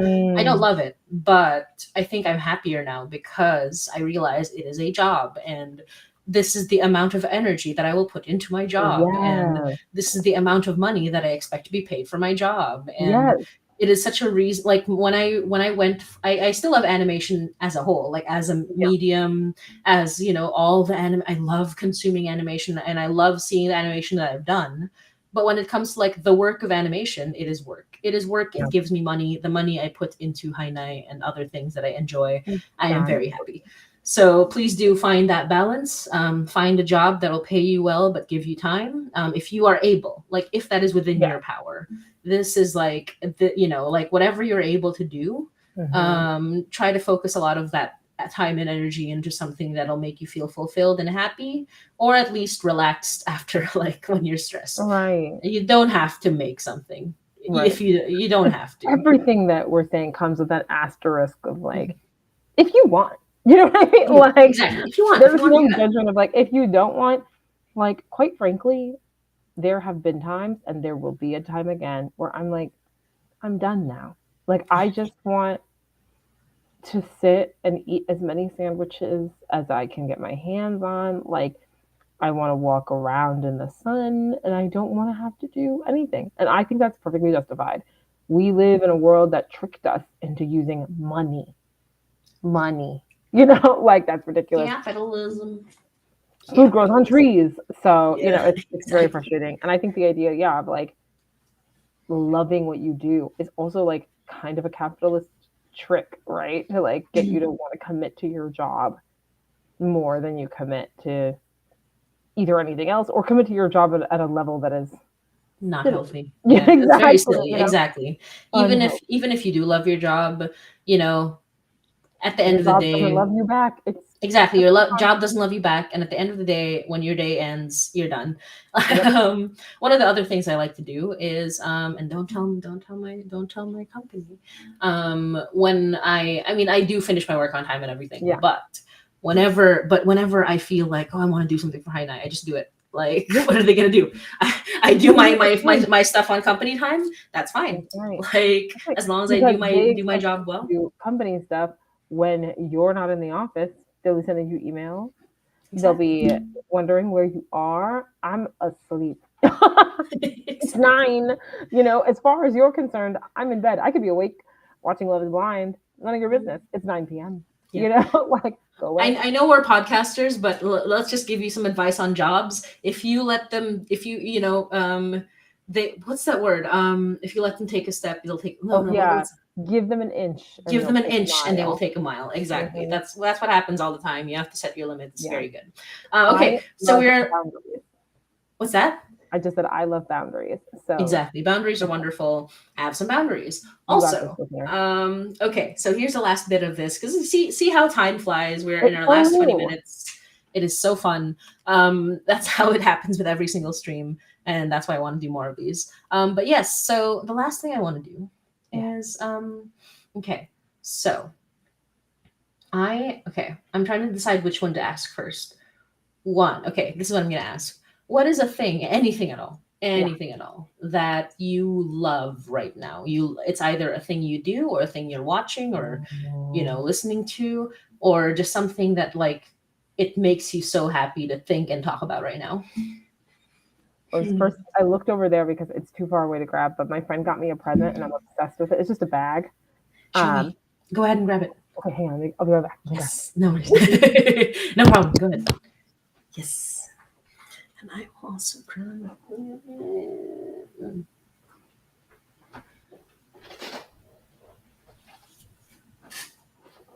Yes, and for anyone in the chat, please feel free to ask questions before we end the stream in about 20 minutes. All right. Hello.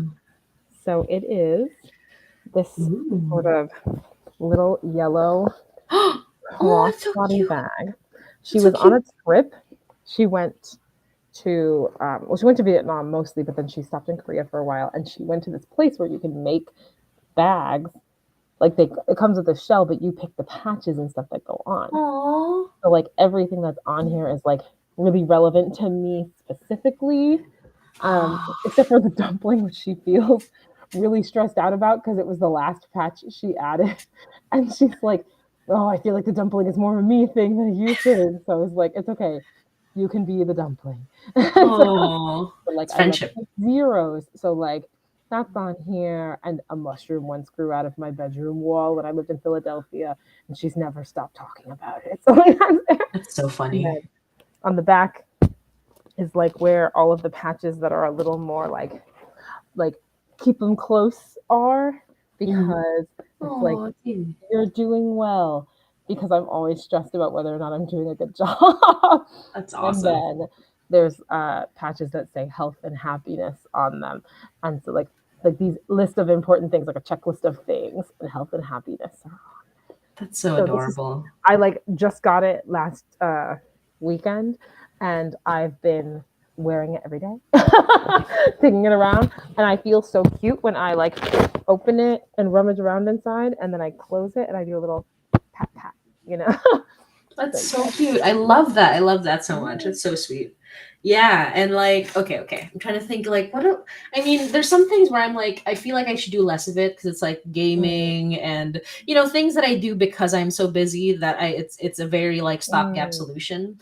However, one of the things I really love to do, and I think you can see all of these, like all of the art that I have in my background. These are all video games that I like, all Cool. characters that I like.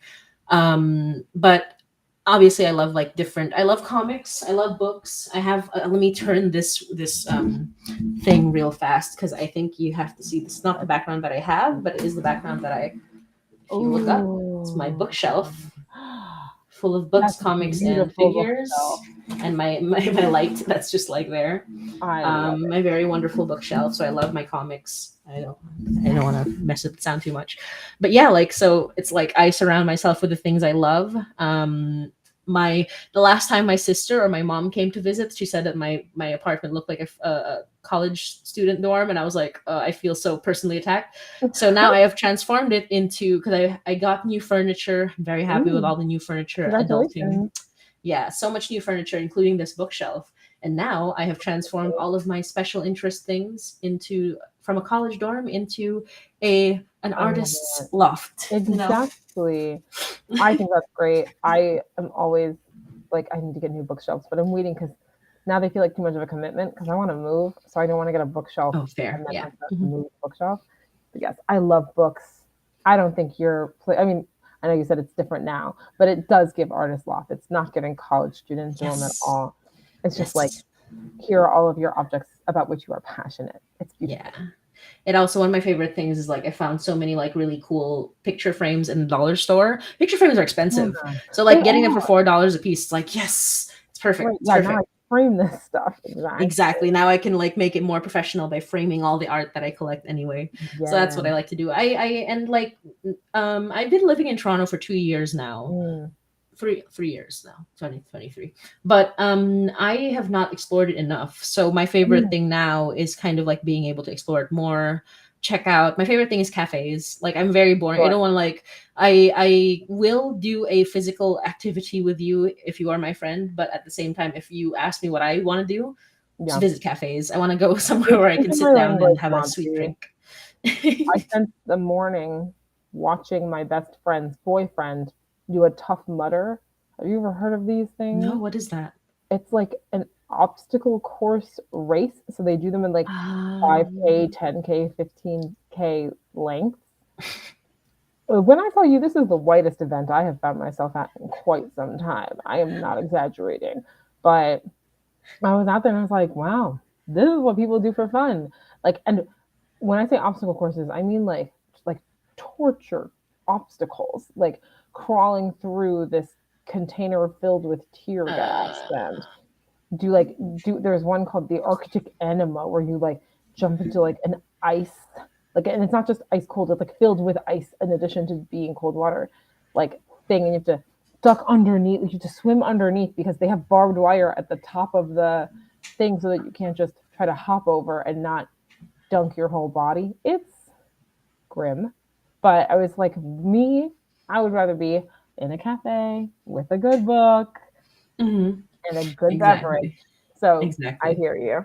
You know, I do like, so I do respect that they like their torture obstacle courses, because I feel as though in that vein, it's almost like I think we both have the same thing, which is basically Mm. we're just trying to do what we love doing as kids, but now in That's adult so friendly true. ways. Like literally, It's what they're playing doing on the is just a playground. jungle gym. It Right. is It's literally a just a murderous playground jungle jungle gym. gym. Yeah, it's just extreme jungle gym. Whereas we are just doing the thing where we like comics, books, TV shows, and That's so ever since we were true. kids, and we're still doing the same thing now. We I like was our sweet such drinks. an We like, indoor child, and I'm yeah, just right. an Me too. indoor adult. Yeah, You but to be nailed fair, it. like I do think that's good. I think both the torture the torture jungle gym and the cafe and sweet Mm. drinking is good, because that's we are taking care of the child inside us, and I See, that's beautiful. we are like taking like Yeah. the child who wanted to roll around in the dirt and like jump on jump on Right, high right. things, Can like, do or the that. child who wants to sit down in the quiet and like drink their Right. juice and read their little book. I think that's good. I think it's all good. Yeah. If You that's know how what? they want to That do is it, lovely perspective. Thank you for that. I love it. there you go. It's like their jungle gym. I think that's totally good, and I think that's good. Like in general, I think we're just all taking care of ourselves and like what we want to do and what we still want to do.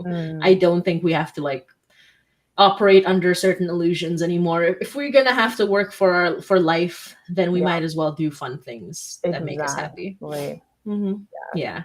So we've kind of gone off like podcasting for reals. But okay, in the last 10 minutes, Yeah. nobody's asked any questions, and I was like hoping that somebody would ask a question. But honestly, this has been fun as well. That's right. We had a good time. Okay, last 10 minutes. Who's your favorite character in High Nine? And I will tell you my favorite character in Life with Leo. Ooh. Ooh, okay. I really okay, this is tough because my instinct is to say Donner because I I do think he's my favorite, like from the inside out too. You know what I mean? Mhm. But I Yes. really love there are some lines that people say about Laura that make me laugh. Like when there's that one, I can't remember which episode it was, but she hugs um the guru. Why am I forgetting his Oh, Ashvin. Yeah, yeah, yeah. Ashton? And he's like, "Thank you, strong woman." Like, Yes. it's like very funny because you know you the podcast, right? So you only like know what people kind of look like or, how they appear, present based on how other people respond to them.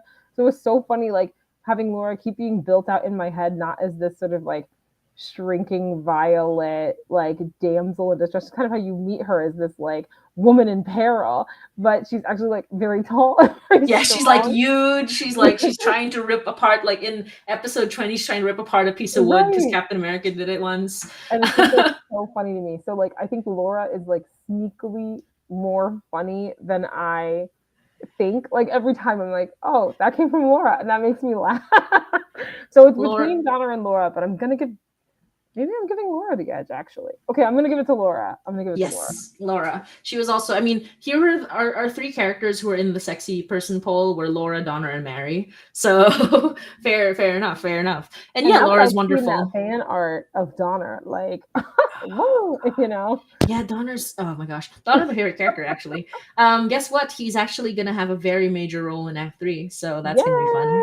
Yes, he's gonna have a big role. Love We it. have like, but I always love Donner. He's great. I believe he has like vacillated between dad energy and grumpy energy, and Yes. like, yeah, And that's he's what I like he's as well, and why I think I naturally gravitate toward the Donners is that, especially as I've gotten older, I realized no, I don't actually like mean guys. Like that is, avoid that. If guys are mean, leave them alone. But I like the kind of guy who appears mean at first glance, right? Like the sort of grumpy thing, but then is actually very kind, thoughtful, whatever. And Donner has that energy with like grumpy old man, but he's actually a big old sweetie. So I exactly. love He's that. a sweetheart. He's like, so he cares about other people so much, and like he and Mary are kind of like the same in that way, where they're both Yeah, like in this because they want to protect people, yeah. and I think that's like that really shines through. And I just love him. He's great. And my favorite, I mean, you probably already know, it's Leo because Yeah. there's like he is so funny. He is So just so hilarious, but like yeah. so this is kind of a little bit of bias because there is a game called Try Become Human. I don't know if you've heard of it. Yeah. Yeah. Yes, there's a character named Connor, and Leo sounds the way Connor should have. I mean, I Mm, have no like I love the voice and like actor of Connor, and yeah. I do love his voice, but it is so. But Leo has that sound where it's like that is a human, that is an android who has human feelings, like Yeah. that is him, And like, oh, and this is a great chance for me to shout out Shanae Howard, who's our director, because she really helped yes, Maximilian get that Leo voice down. She had a phrase she used called factory setting sexy. And so then when it was like, here's like the factory setting. So throughout the first season, it was like adjusting that dial in different episodes and coming back to season two, getting back into like the dial where it's like, okay, here's factory setting sexy. And then here's like Leo as his humanity is really sort of growing. So I love that you feel that way, that it's like, here is an android talking like a human, yes. It's Yes, and great. he also like gives me some vibes of he's like kind of the cross between like the perfect android and also like Cecil Baldwin or Cecil Palmer, sorry, like Cecil Mm, Baldwin's the voice actor, but like Cecil yeah. Palmer from like Night Vale, like Mm, that wonderful smooth voice of yeah. like made for radio kind of thing, but like Maximilian's voice unlike is yeah. so good. So yes, I Yes. hear you. Oh, Absolutely. Yeah. Okay, I will tell you some secrets before we end this stream soon-ish, like 7 minutes, but I will tell you some secrets. One, something I'm very excited about, which actually this one's not even like, it's not even technically Act 3. It might be Act 3, it might not be. okay. So there's a story that is definitely going to happen in Hainai. I Okay. don't know when, but it is between one character who how to describe this? It's gonna be a standalone story, but it will include like certain characters in Hainai. Yeah. And there is a character that we're going to be introducing. His name is David. We'll just say that because David doesn't exist in the universe yet. Yeah. David is going to be rescued by somebody, and it's going to be a situation where I just love this. It's like basically it is a romance story, but framed in a kind of horror situation. Because what's going to happen is that one character is going to help and rescue David, and assume immediately that David is like sees this character as a parental figure. But then halfway through, it's a whole like misunderstanding situation because David is actually super into this character. And as soon as he says like no, as soon as like I must like act in this way because I believe that this person wants a parental figure, David's like no, no, no. And it's like it's gonna be very silly hijinks in that way. It's like David's not even a kid. David's like, but this character is old to the point that it's no longer an issue. You know what I mean? Yeah. Like there's old and then there's like, you know what I mean? What Haina is. So it's like a whole other thing. So it's going to be a situation that's something I'm so excited about, but we can't fit it into any specific story beat in Hainai right now. So it's a standalone. We have a character. We have somebody who's going to voice David. And it's going to be so funny because we were saying like, David, the gay trans man who loves daddies. That's like this is the character that we have, and we're like, yes, we're going to introduce him sometime. I don't know when. And it's gonna happen. I feel like there's only one person it could be. Well, it could be anybody. Could be anybody. We're not gonna describe anything. I don't know. We'll see. We'll see. I don't know. I have a secret I can give you. Ooh. I know. Okay, one more before we. Okay, one more. So this is not a secret because I actually described it in the thing. So. I mentioned Dooley, the character. So it's going to be the age-old story of a detective and a journalist falling in love. So Dooley's like, but at this point, Dooley's not a detective yet. He's an officer. Okay. And Jay is like this. So I almost describe him as like, he has the very, he's very charismatic. He's very handsome. He's very, very like charming. But the way it happens is it's kind of almost, it's a little bit tense because this takes place in the 1970s in Canada, in Toronto specifically. And in Toronto in the 1970s, there was a very strong, in 1980s, there was a very strong tension between the police and Black people in Toronto. And Jay, exactly. Like, but I was looking it up and I was like, this tracks. And Jay is Black. So like he leans heavily on just his personal charm and wit. And the way it happens is that, so we have that as a backdrop kind of. So it's like, that's how I like it in Hainai, where I don't like it. It's a feature of reality. Yeah. But what I like to put into Hainai is like this, there are real life horrors that are happening, but these characters are happy, wonderful, people with full lives who are falling in love and having a good time. And sometimes life will, like reality will make things kind of suck. But overall, like, so you have these characters and one of them, like, he is a police detective, or not police, he's a police officer. And the way it happens is that it's almost played as a joke, but it's not. It's almost like a threat where he comes in every single time. He is always there to be with Jay. Because there is a threat, because there is this underlying threat, like with Jay having to like deal with literally any other officer. Yeah. That's his whole thing. And that's kind of like, so that's kind of like the beginning of like their relationship where on the one hand, they have this very, buddy cop kind of like with one journalist and one detective. And they have like this wonderful like relationship and they have this story. But I kind of like want to put, and I don't know. It's difficult to say, like, because there are certain things that are very sensitive and you have to like be very careful with how you do them. Sure, but I also want to erase realities. So it's like a nice mix of this sort of thing. But what I'm excited about with these characters, what the heck? I know, what was that? A fly? Oh, I think my light, that was weird. I think I was like talking, what was happening? Okay. Wow. But yeah, I just wanted to like have that sort of character and like you have this wonderful, very charming, very extremely handsome. He's extreme. I want to stress that. Jay is very Honestly, handsome. I appreciate that. I appreciate that you make your characters extremely handsome Mhm. because we need some beauty in the world, Yeah. okay? I don't This need man.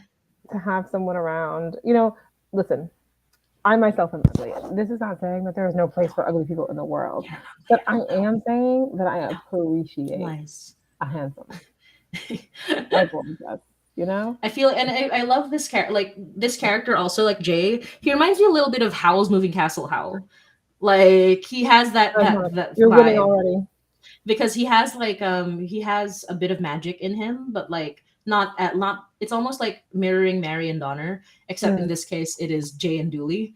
And Dooley is the guy. He like he doesn't know quite as much about supernatural. He's very like matter of fact. He's that one off. He's a little bit bigger. He's a little bit more heavy yeah. set. He has like a bit of a mustache, but he's always like Mm, oh my gosh, Sherlock Holmes and Watson. That's what it is. there I it is. completely didn't even realize, I love but it. yeah, and that's And like remembering the the thing I wanted to tell you about, yes. Tell me yes. which was that I love that Mary already has this background and embraces it. Like, Mhm. I feel like so often you meet like characters like this who are like, no, not my destiny. No, not the family shamanism, but instead she's like very invested in her culture and her magical power, like from the jump. And I feel like you did a really great job of like bringing us into a world, but with a character who's not new to the world herself,